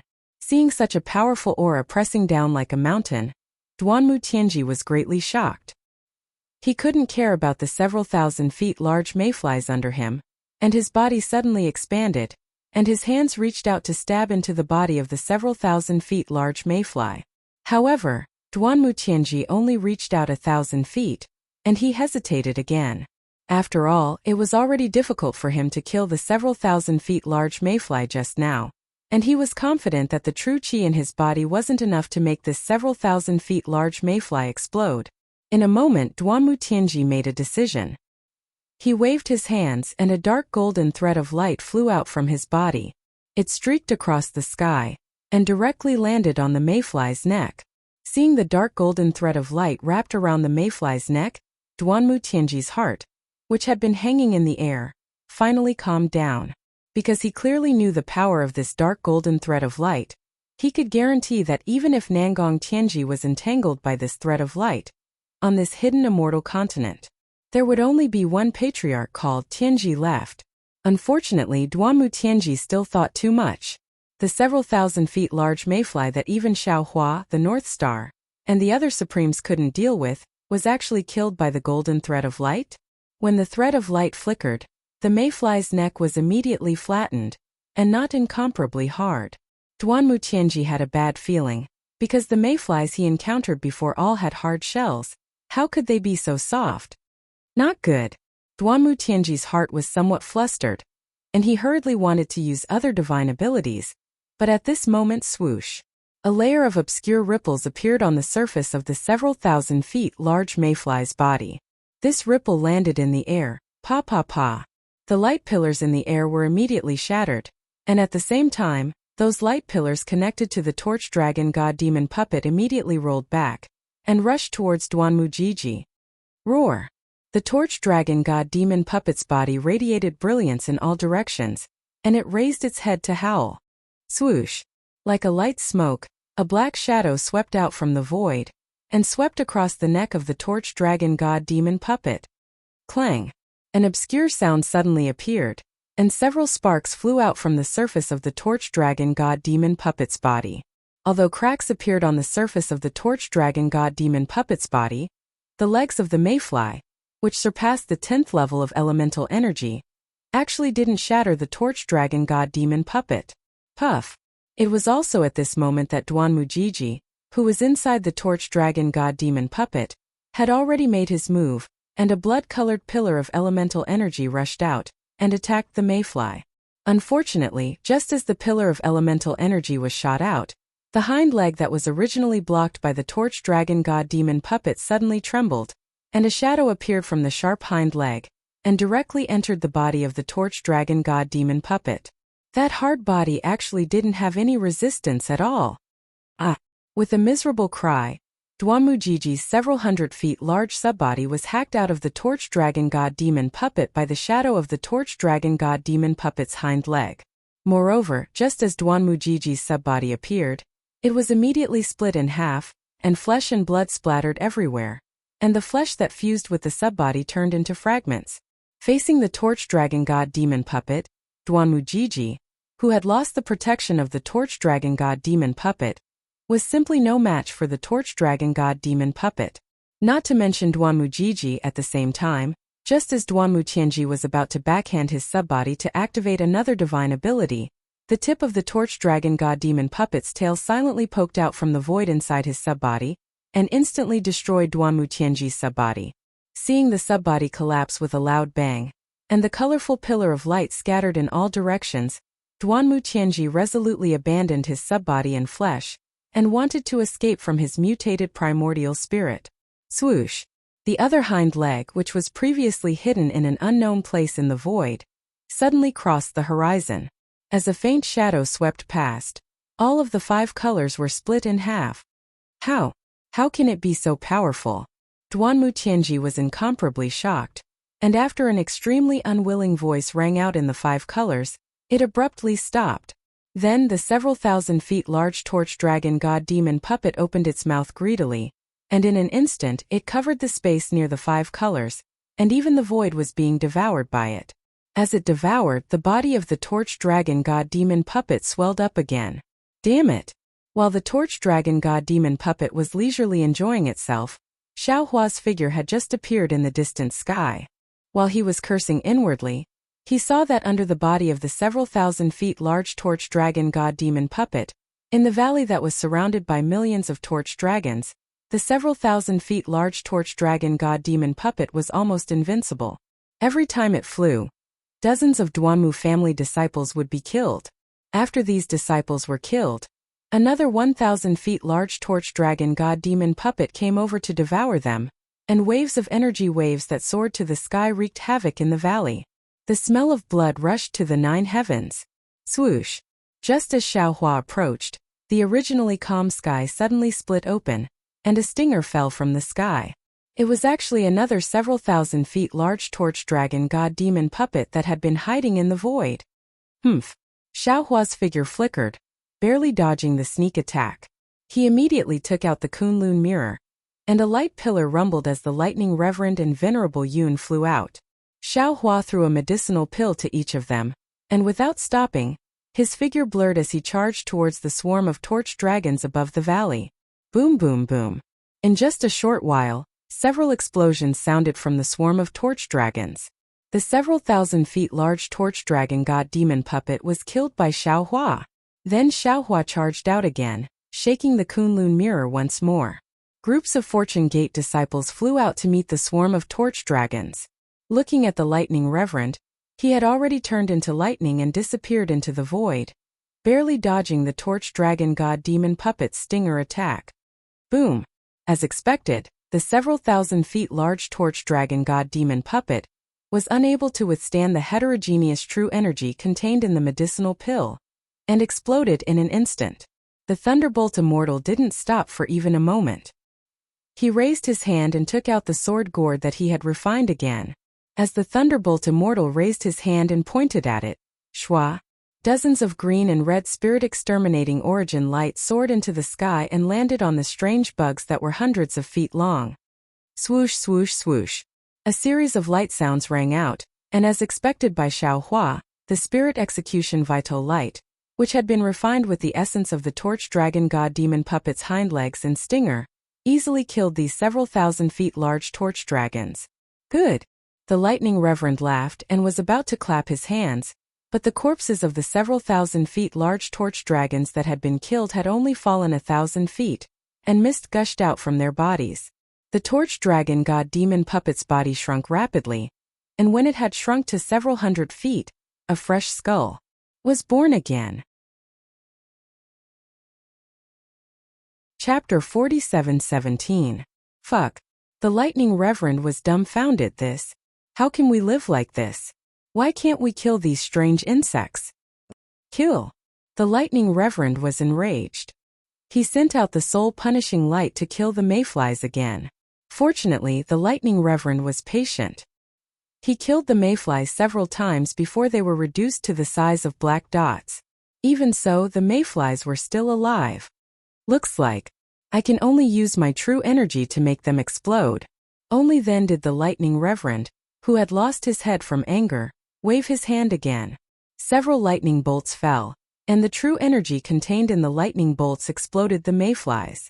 At this time, Reverend Yun, who had killed another mayfly, flew over and mocked, "Fellow Taoist Xiao has already tried, but you don't believe me. What's wrong?" "I don't believe it." Seeing that Reverend Yun had unleashed a vast dragon energy that caused one after another mayflies to explode, Lightning Reverend straightened his neck and retorted. Reverend Yun didn't want to argue with this idiot. He smiled and said, "If you don't believe me, then go tell the mayflies. I don't care." Then Reverend Yun swung his dragon tail and attacked another mayfly after Xiao Hua, the Lightning Reverend, and Reverend Yun killed the mayflies. They stopped and stood in midair. The three of them looked like they were watching the battle, but in fact, Xiao Hua had already released his Netherworld Origin Force to collect the souls of the Duanmu family's disciples. Something's not right. Xiao Hua, who was collecting the souls, suddenly trembled. He exclaimed, "Why aren't there any mayflies' souls? I clearly saw more than a dozen mayflies being killed, but where the Netherworld Origin Force swept over there was nothing. Could it be that the mayflies don't have souls? Impossible, right? Every living being has a soul. Reverend Yun was also stunned. Perhaps these mayflies are from the upper realm, and fellow Taoists can't collect them? Impossible! The lightning reverend immediately retorted. When we were in the ruins and on the desolate continent, we also collected souls from the upper realm. Currently, on the Shunhua continent, many of our Fortune Gate's outstanding disciples are probably reincarnated from the souls we collected back then. Perhaps. Xiaohua pondered and said, it's because the mayflies don't have souls. All the living beings they devoured and killed can't enter reincarnation? Ask fellow Taoist Wu to come out and see. The lightning reverend laughed. True. Xiaohua nodded. Taoist Wu, ever since he come out, he has been in seclusion. It's time for him to come out. Unfortunately, when Xiaohua's mind entered the space, the witch priest's figure turned into a dark green bone flower. Waves of obscure and strange green seal script appeared around him like flowers blooming and withering. It was obvious that he had reached the key point of cultivation. Taoist to come out. The moment Xiaohua came out, the lightning reverend and Reverend Yun understood. Reverend Yun looked around and said, fellow Taoist, if there's nothing else, I will also go cultivate. I will go too. The lightning reverend was unwilling to be left behind. If I don't cultivate, I'll be overtaken by that strange thing. The lightning reverend threw the sword gourd to Xiaohua and followed Reverend Yun back to the Shunhua continent. The number of mayflies besieging the Duanmu family was much more than the number of mayflies besieging the High Cloudside Hall. This time, the battle had gone on for more than 10 days before it came to an end. At this time, the valley was no longer able to take its original shape. The small red mayflies had swallowed a layer of the ground, and the newly exposed land was dyed a reddish-brown by the blood of the Duanmu family's disciples.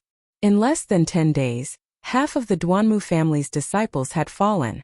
Even among the Fortune Gate's disciples, although Xiaohua had sent out disciples with a cultivation of grade 4 and above, 20% of them had fallen in this great battle. If it weren't for the fact that Xiaohua could store their souls into his space, he would be heartbroken. As dusk fell, the land was dyed red with blood. Although there were still some mayflies that escaped aimlessly into the void, the Duanmu family and Fortune Gate's disciples were too tired to chase after them, thus they let them escape into the void. Sigh. Xiaohua's heart ached.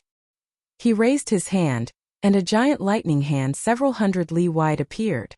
Rumbling noises resounded as the giant lightning hand fell into the void. Puff puff puff puff. Sounds like firecrackers during the New Year echoed in the void. Junior Duanmu Qingyu greets Master Xiao Lei. After Xiaohua retrieved the giant lightning hand, an old man with white hair and beard flew out from the valley. He landed in front of Xiaohua and bowed respectfully.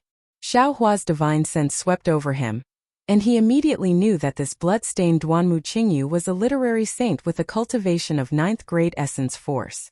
You're welcome. Xiaohua helped Duanmu Qingyu up and said in a low voice, I'm late. Sigh, there's nothing to be late about. Duanmu Qingyu sighed. If it weren't for Master Xiao Lei's arrival, if it weren't for the Fortune Gate's disciples' help, my Duanmu family would have been annihilated. My Duanmu family will never forget the Fortune Gate's grace to my Duanmu family. Shame appeared on Duanmu Qingyu's face as he continued.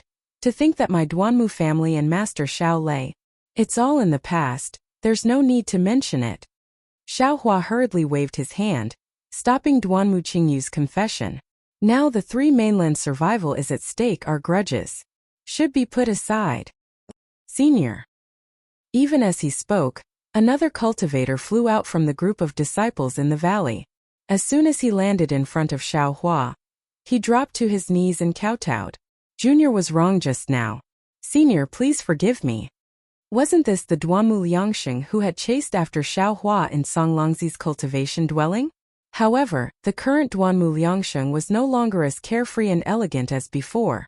Not only was his scholarly robe in tatters, even his left arm was missing. Clearly it was chopped off by Fu Yu's hind leg. Xiaohua hurriedly helped Duanmu Liangsheng up, smiling as he said, You were merely following the sect's orders. You can't be blamed for this matter. Senior. Tears flowed down from the corners of Duanmu Liangsheng's eyes.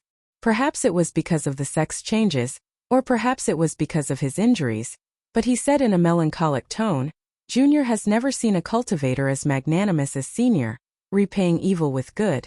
Master Shaolei is the Buddhist sect's Namo Merciful Great Guanyin Bodhisattva. Duanmu Qingyu hurriedly added, if Senior isn't merciful, how could there be a merciful person in the three mainlands?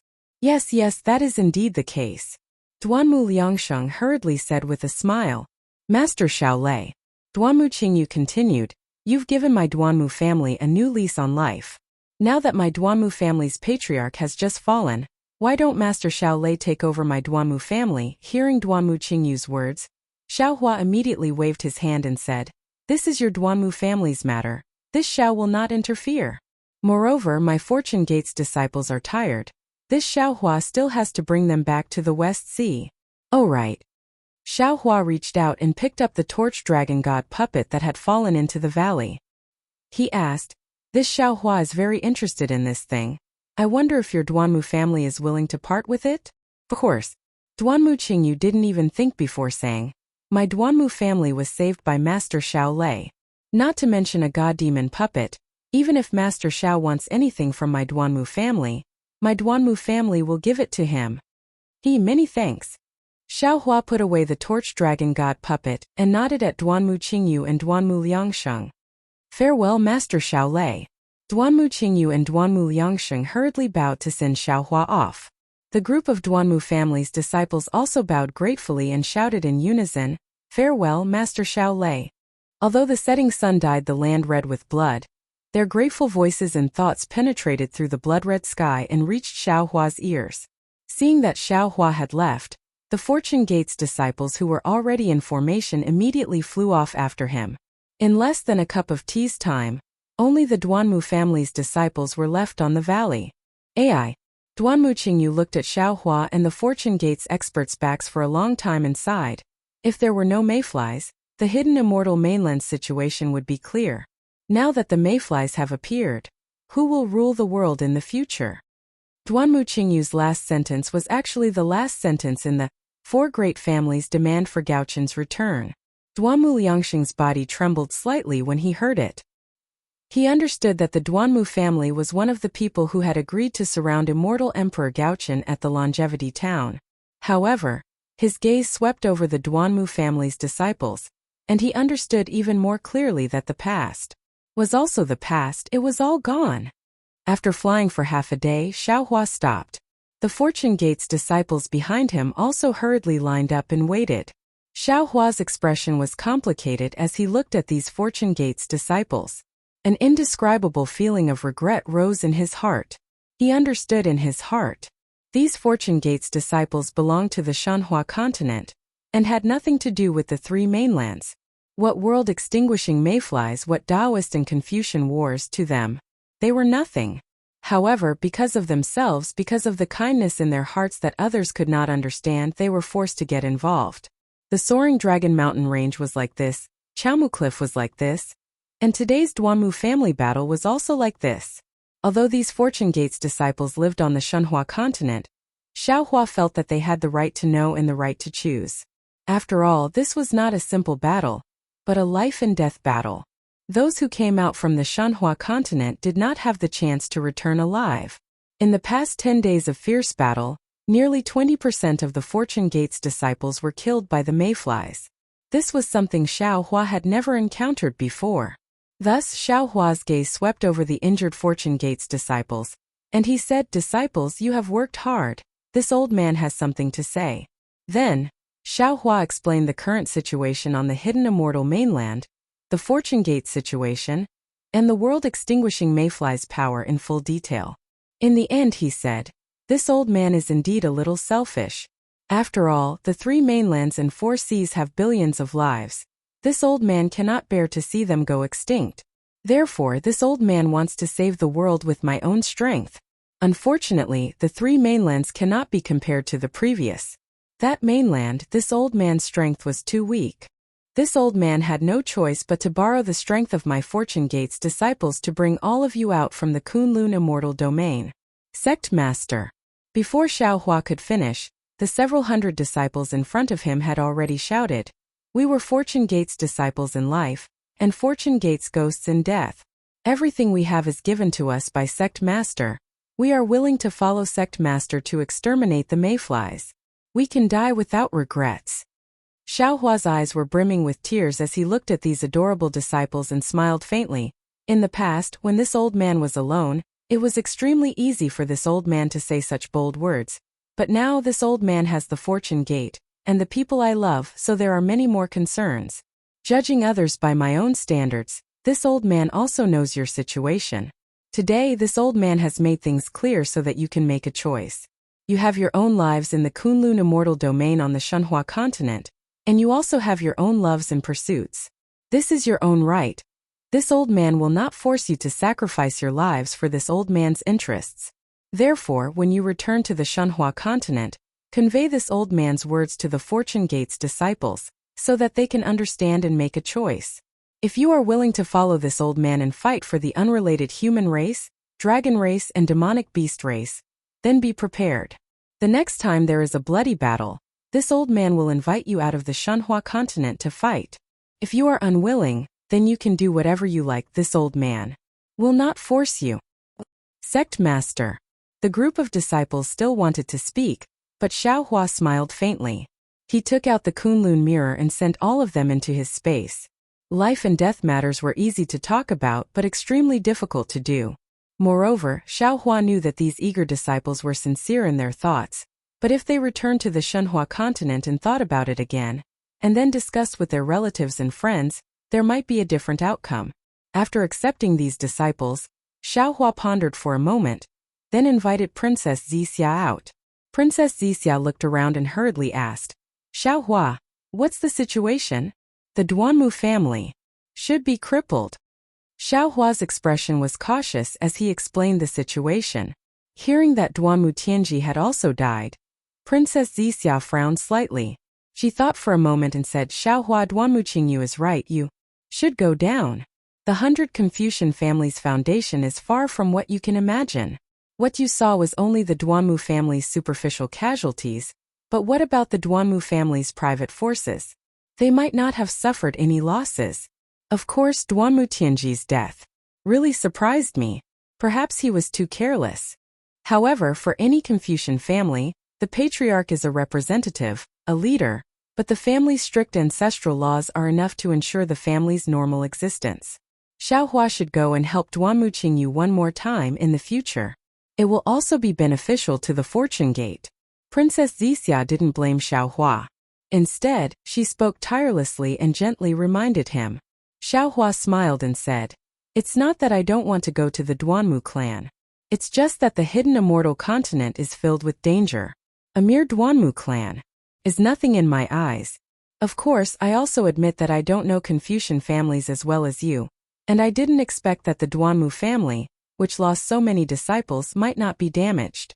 A crafty rabbit has 3 burrows, and the Duanmu family might have other foundations. However, the crisis is beyond my expectations. I am too lazy to think too much about these trivial matters.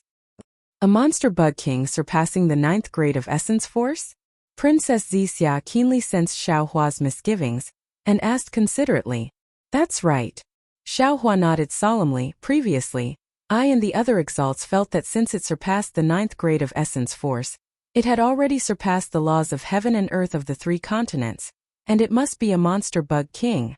Even if this monster bug king exists, it is extremely rare. In fact, this rare is also our pessimistic thinking. In my opinion, maybe 1 or 2 would be enough.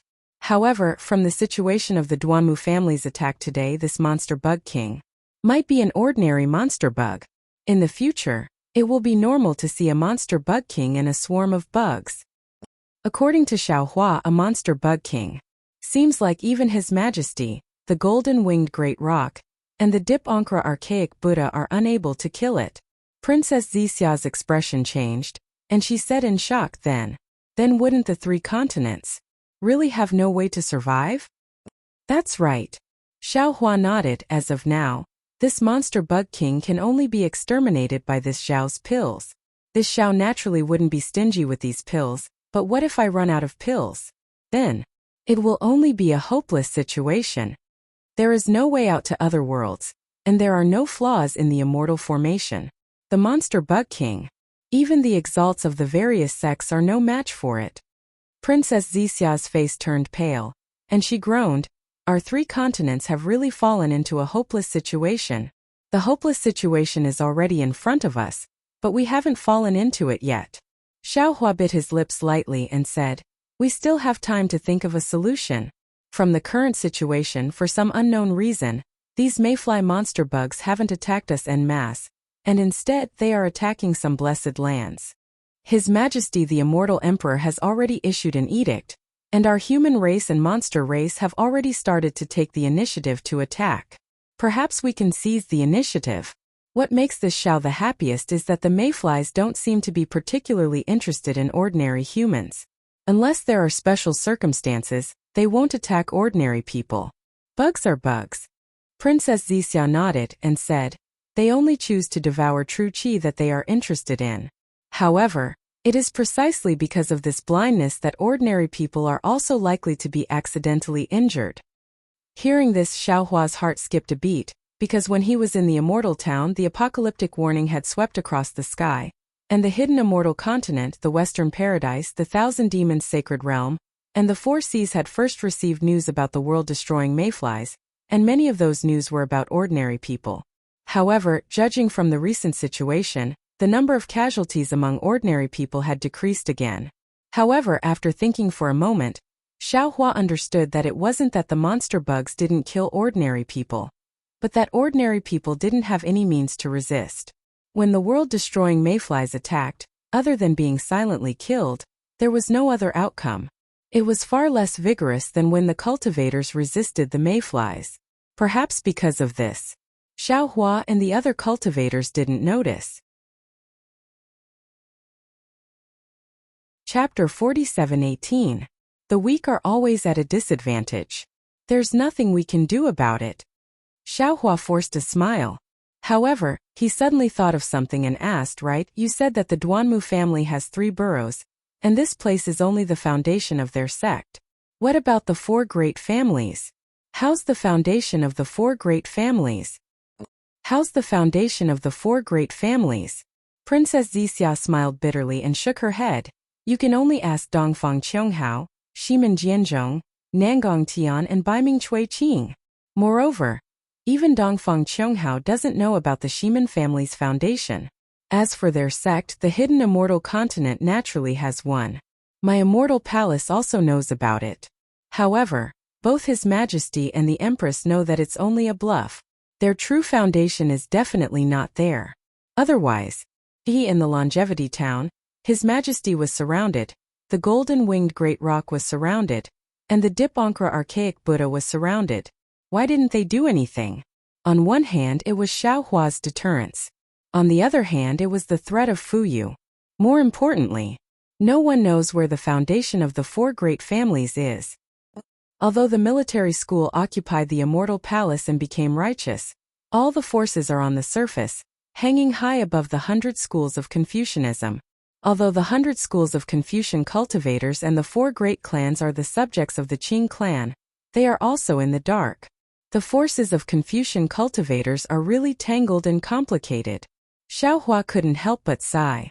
Fighting with the heavens is endless fun. Fighting with the earth is endless fun. Fighting with humans is even more so. Princess Zixia said uninterestedly, "The human race sometimes prefers to fight with humans. I don't care about Confucianism anymore." Xiaohua waved his hand and said, "I'm more concerned about how to save the common people. My sect master cultivators are also humans." Princess Zixia said with Xiaohua's tone, "If you don't save these cultivators, after the cultivators are exterminated, will it be the common people's turn? As long as the cultivators don't die, the common people can be saved." That's true. My princess is still the best." Xiaohua nodded. "Anyone who has the mind of a leader would know. Only you." Princess Zixia rolled her eyes at Xiaohua and curled her lips. "In your heart, you only care about the ordinary people who are looked down upon by others who are like ants. And to be honest, most of them don't even know who you are. You might be a Mahayana cultivator of the Taoist League and a paragon of the human race, but you're only famous among cultivators. Of the billions of ordinary humans on the hidden immortal continent and the Western Paradise, less than 20% have heard of your name. When I was young, my family lived in a small village called Lu Town. That village wasn't big, and there weren't many people in the village. I lived with my grandmother, father, mother, and 2 older brothers. At that time, my greatest wish was to eat a meal of red braised meat. As far as I knew, the furthest place was Lu Town. Not to mention who was the supreme master of the human race. I didn't even know who was the county magistrate of Lu Town. However, this didn't affect my happy life. Therefore, I don't ask the ordinary people of the 3 continents to know who I am. I also don't need them to worship me like the people of Shao Empire. They have their own lives. As long as they are happy, I am happy. I don't need them to know my name.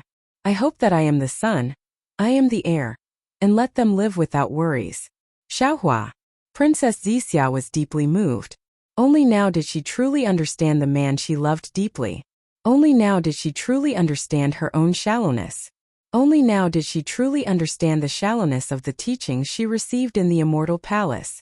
She also truly understood why Xiaohua could become the Namo Great Compassionate Great Guanyin Bodhisattva, and not someone else.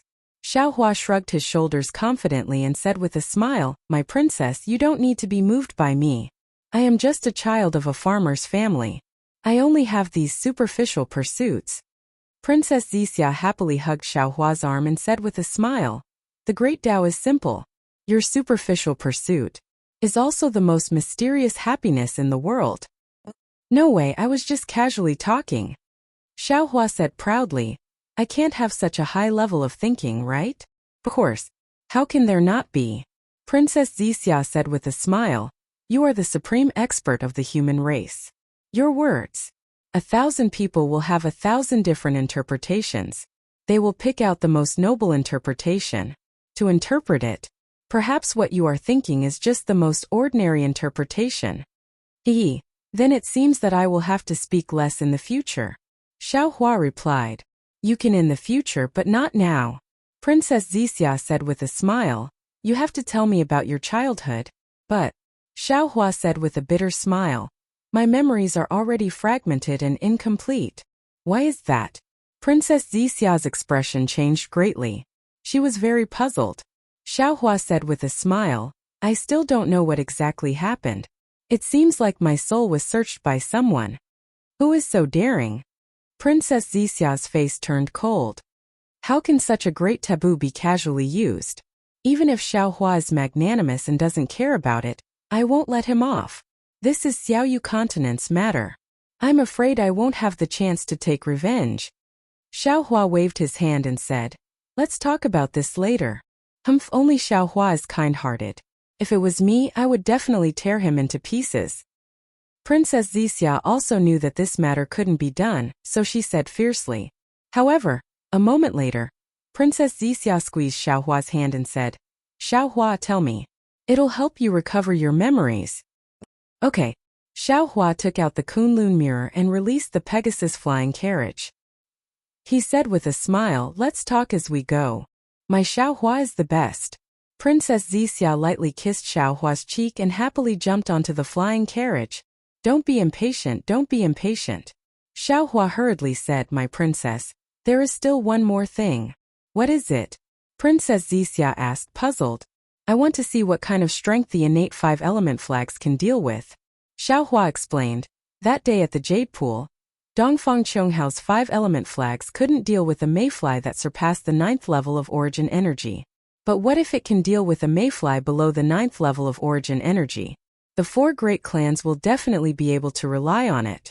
They might withdraw their forces and not go all out. Of course, the hidden immortal continent might also use the innate 5-element flags to protect the last of the human race. If it can't, then it can't. At least I will know if you have the ability to protect yourself. Princess Zixia covered her mouth and laughed. Xiaohua is too impatient. There are no mayflies here. Moreover, even if I can deal with mayflies, the size and strength of the mayflies are different. Also, I can refine the Xianyuan water control flag, but the patriarchs of the 4 great clans might not be able to refine the 4-element flags. There might not be a conclusion. That's true. Xiaohua laughed and said, "Let's talk as we go." Because I saw the godly demon puppet of the godly demon Shuizhe, I felt that I could sweep through the 3 continents with it. But today, seeing that the godly demon puppet can't deal with the mayflies, I thought of the innate 5-element flags. Since that's the case, Princess Zixia suggested, Xiaohua shouldn't place too much hope on the innate 5-element flags. After all, these are only 5 innate Dharma artifacts. It's impossible to protect the 3 continents and the people you care about the most. It's even more impossible. That's right.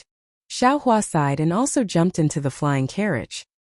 He laughed bitterly and said, I'm like a person who fell into the water. I want to grab every single strand of water plant. I don't want to give up any chance. Actually, Princess Zixia leaned her head on Xiaohua's shoulder and said, there are countless cultivators in the 3 continents. The one who shouldn't panic the most is you. But you are more anxious than any of them. I'm just worried for nothing. Xiaohua moved his shoulder to let Princess Zixia lean on him more comfortably and answered helplessly. Princess Zixia liked Xiaohua's thoughtfulness. She took the initiative to pull Xiaohua's hand from her back and waist and said with a smile, tell me about your childhood stories. Okay. Xiaohua nodded.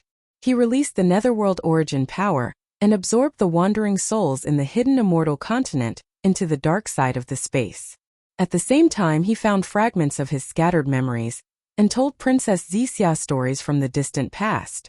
Time always passes quickly, and happiness is always shallow. No one can stop the footsteps of time, and no one can be satisfied with their own happiness. Along the way, with Xiaohua accompanying her, there were laughter, memories, sweetness, and warmth. Princess Zixia didn't want the flying carriage to reach Xiao Empire so quickly. However, there is always an end to the road. One day, Princess Zixia was leaning on Xiaohua's solid shoulder and listening happily. Suddenly, she felt Xiaohua's body move slightly. Princess Zixia was immediately alarmed. She hurriedly stood up and asked, what's wrong? What I'm afraid of has come. Xiaohua's eyes narrowed. His face was as calm as water as he looked ahead and said angrily. However, it was only for a moment. His eyebrows were the same again, and his face became even more strange. He asked curiously, why is she here? What are you talking about? Princess Zixia was puzzled. However, she didn't use her golden pupils. She knew that her cultivation was far inferior to Xiaohua's. Why are you talking about it so randomly? Who do you think she is? Xiaohua replied snappily. Naturally, she is afraid of the mayflies. Princess Zixia said, if the mayflies besieged Xiao Empire, it wouldn't be strange. Along the way, we also encountered many mayflies attacks. However, who is that you mentioned in the end? What do you think? Xiaohua said and took out the Kunlun mirror. Damn it! Seeing Xiaohua take out the Kunlun mirror, the pure and beautiful Princess Zixia immediately understood something. She scolded angrily, why is there no end to it? Does she want people to give her face or not? Xiaohua activated the Kunlun mirror and pulled the Thunderbolt Spiritual Master out of the space. Seeing that Xiaohua called him out, the Thunderbolt Spiritual Master's face was filled with unhappiness. He muttered, fellow Taoist, don't favor one and discriminate against the other. Taoist witch's strength has already surpassed I. Why don't you pull him out? Why do you make I come out for everything? Your own matters naturally have to be dealt with by yourself.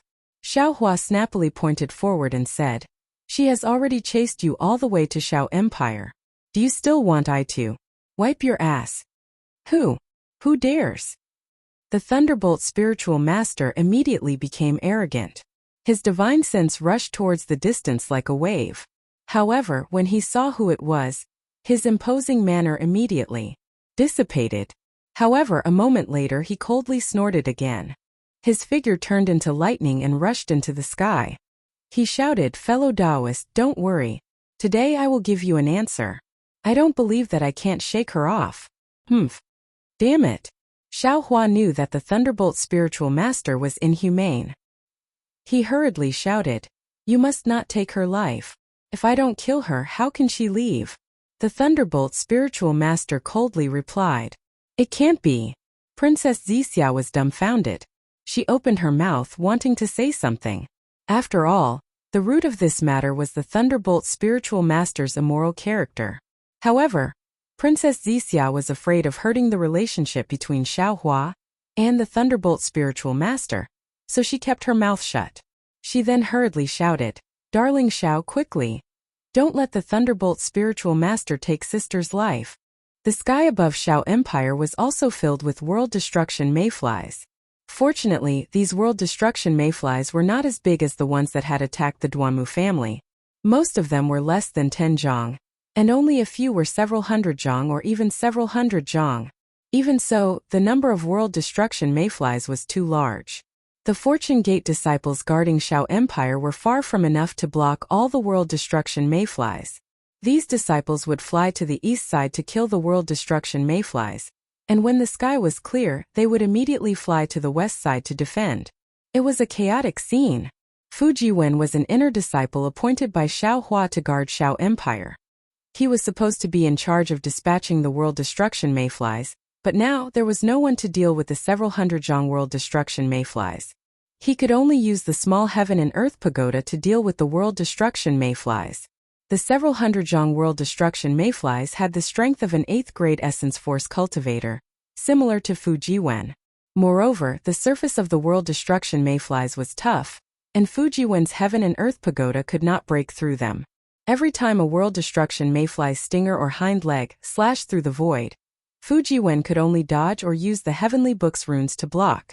He was already at a disadvantage. In Fu Jiwen's right hand, there was a variant true chi pellet given to him by Xiao Hua.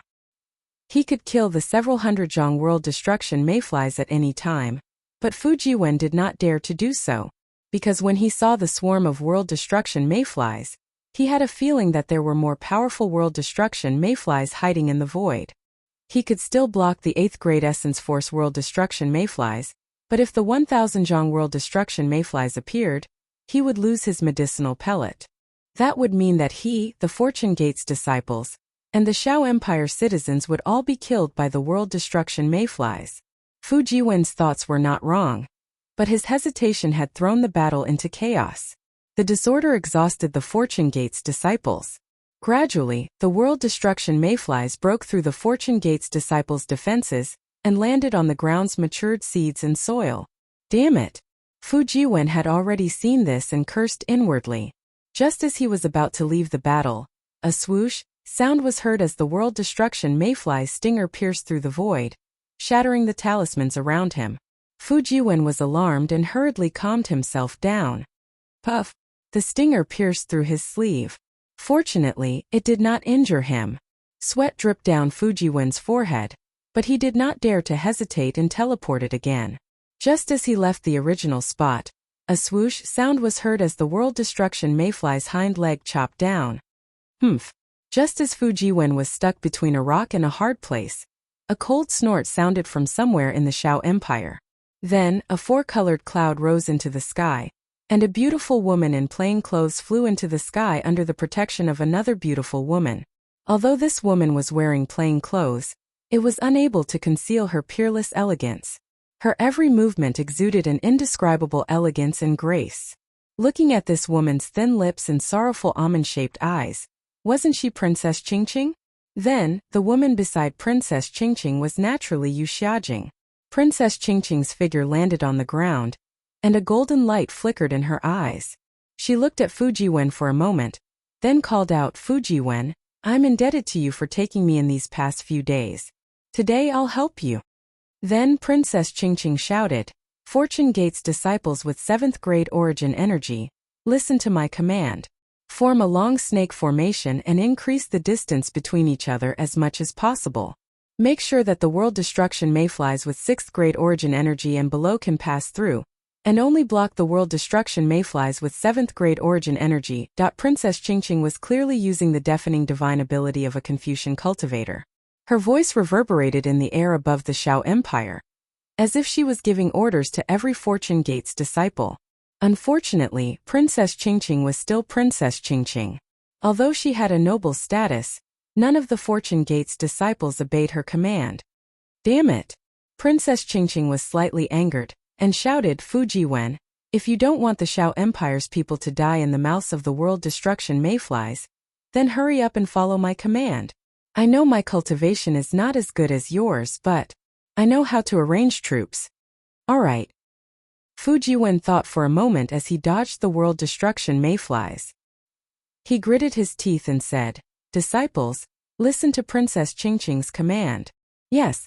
Receiving the order, the Fortune Gate's disciples with 7th grade origin energy quickly formed a long snake formation, increasing the distance between them and the world destruction mayflies. This is a good disciple of the Lightning Gate. Princess Qingqing's eyes narrowed into slits as she smiled. She hurriedly ordered, disciples with 7th grade origin energy will form the first layer of defense. The rest of the disciples with 6th grade origin energy will form the second layer of defense. 20 li away from the first layer, 2 or 3 people will block the first layer of defense. The second layer of defense will only block the world destruction mayflies with 5th grade origin energy, and will not be affected. Those with 5th grade origin energy will form the third layer of defense, and it will be the same as the first 2 layers. Princess Qingqing explained the formation in a few words, and the Fortune Gate's disciples obeyed. They formed a 5-layered defensive formation, blocking all the world destruction mayflies in the air. What was special was that the entire formation was orderly, and there was no longer any panic like before. Chapter 47:19. What do you think?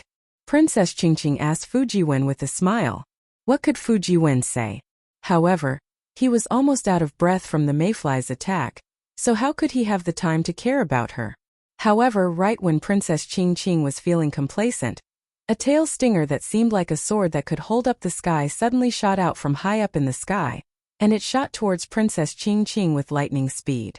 This stinger easily pierced through the Fortune Gate disciples' 5-layered defensive formation and landed on top of Princess Qingqing's head.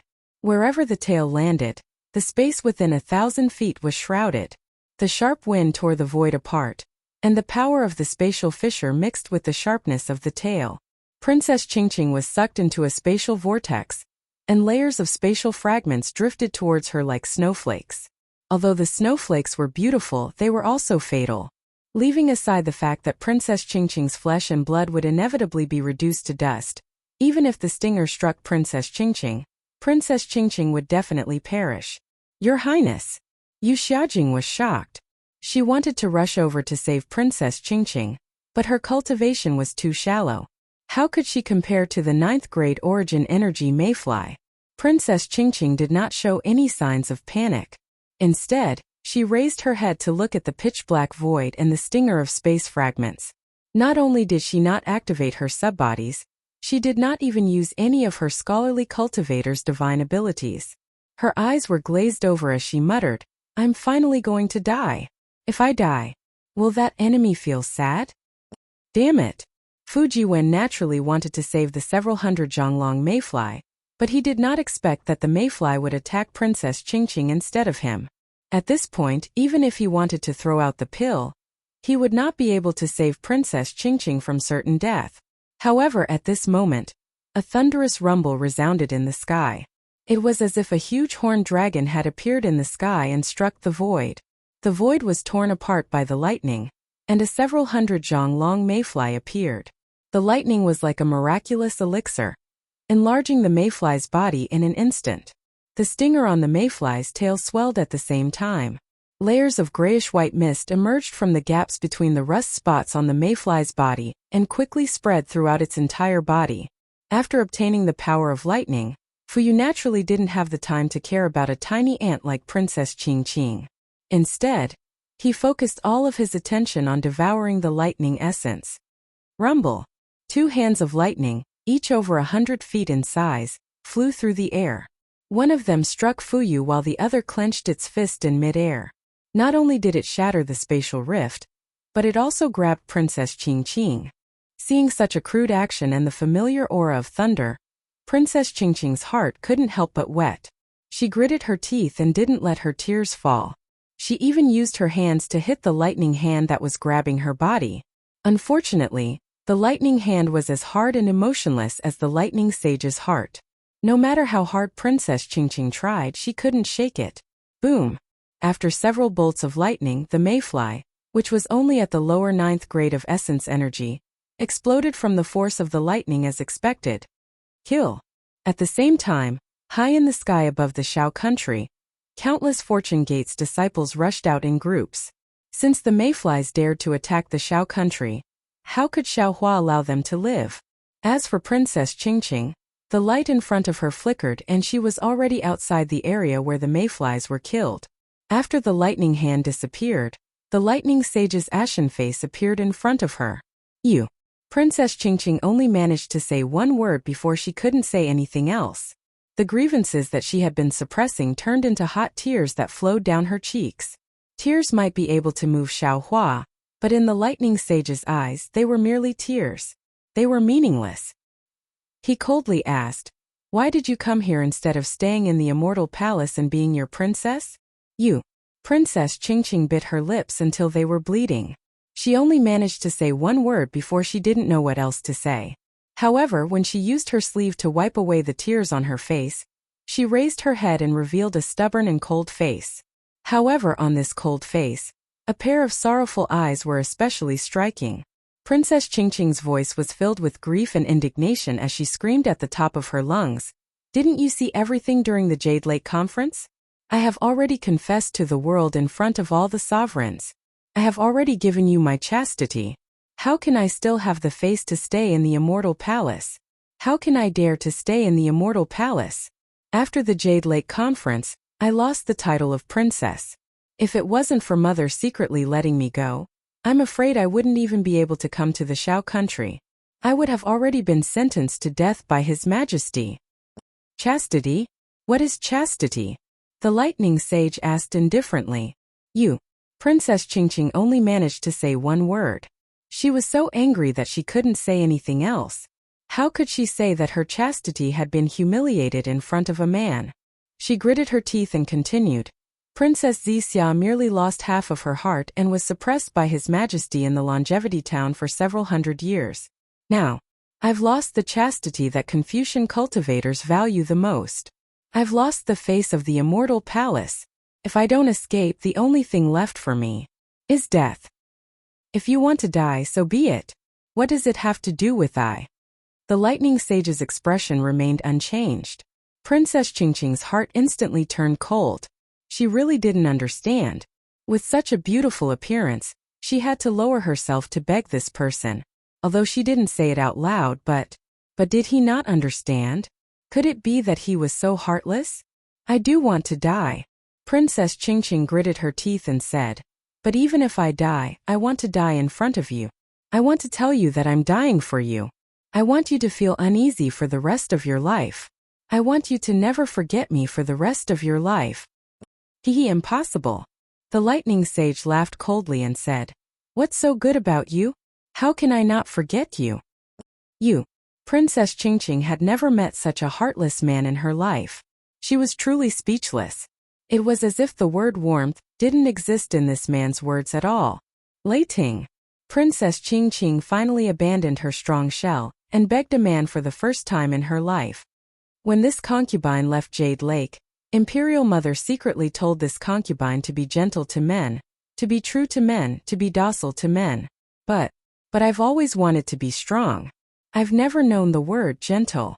I know I'm not good, but apart from you, no one else wants me. I don't have a home, I don't have any relatives. If you don't want me, then I can only die. Lightning, I'm begging you. Scram. The lightning sage rolled his eyes and slapped Princess Qingqing's face. This slap didn't just cause Princess Qingqing's face to swell, it even sent her body tumbling in the air. Your Highness. Yu Xiaojing cried out in pain from afar. She wanted to fly over. Stop. Although Princess Qingqing couldn't stand properly, she still coldly called out, "This is a private matter between me and Lightning. You don't have to interfere." But, Yu Xiaojing anxiously said, "But this lightning sage has a heart of stone. Your Highness. You'll die in his hands." Haha, die. At this point, do you think I'm afraid of death? I'm more than happy to die in Lightning's hands. Princess Qingqing laughed and flew over. She looked at the Thunderclap immortal with tender eyes and said gently, "Thunderclap, I never thought that I would love a man so deeply. I also never thought that I would fall in love with a Taoist cultivator. But when this love came, only then did I know." Scram. Before Princess Qingqing could finish, the lightning sage waved his hand and sent her flying. However, Princess Qingqing still climbed up and struggled to fly in front of the lightning sage. She still said, "I knew I'm a woman. I need a man to protect me. I was heartless and cold-blooded because I didn't understand love. I'm afraid of the feeling of being loved. I'm also afraid of being given to the 4 great families as a gift by His Majesty. Scram. The Thunderbolt Immortal was somewhat impatient. This time he actually lifted his foot and kicked Princess Qingqing several hundred feet away. He continued to say, I've never seen a woman as cheap as you. I don't want you anymore and you're still pestering me. If you come over again, don't blame me for being ruthless. Blood was dripping from the corner of Princess Qingqing's mouth, but she still forced a smile and flew over. Your Highness! Yu Xiaojing knelt in the air and cried, Don't lower yourself like this. He'll really kill you. Lightning, I know you don't love me, and I know you don't like me. She definitely won't let me appear in the fortune gate. Princess Qingqing was full of smiles. Her beautiful face was flushed with blood, and it was incomparably beautiful. But the world is so big, and there's no place for this concubine anymore. If you don't like this concubine, and think that this concubine is like a mosquito disturbing you, then do it. Dying in your hands is 1,000 times better than dying on His Majesty's immortal beheading stage. I beg you, do it. I don't want to live in this heartless world anymore. Hee. The Thunderbolt Immortal sneered.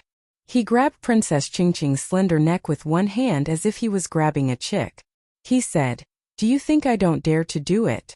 Even if you are a princess, if I kill you, old man Gaochen won't even dare to fart. He. Princess Qingqing felt like she couldn't breathe. Her vision darkened and she saw stars. She knew that the Lightning Sage really wanted to kill her. However, when she saw the Thunderbolt Immortal's sinister smile, Princess Qingqing actually felt relaxed. Strangely, she didn't feel any hatred. Her face was flushed and blood was flowing.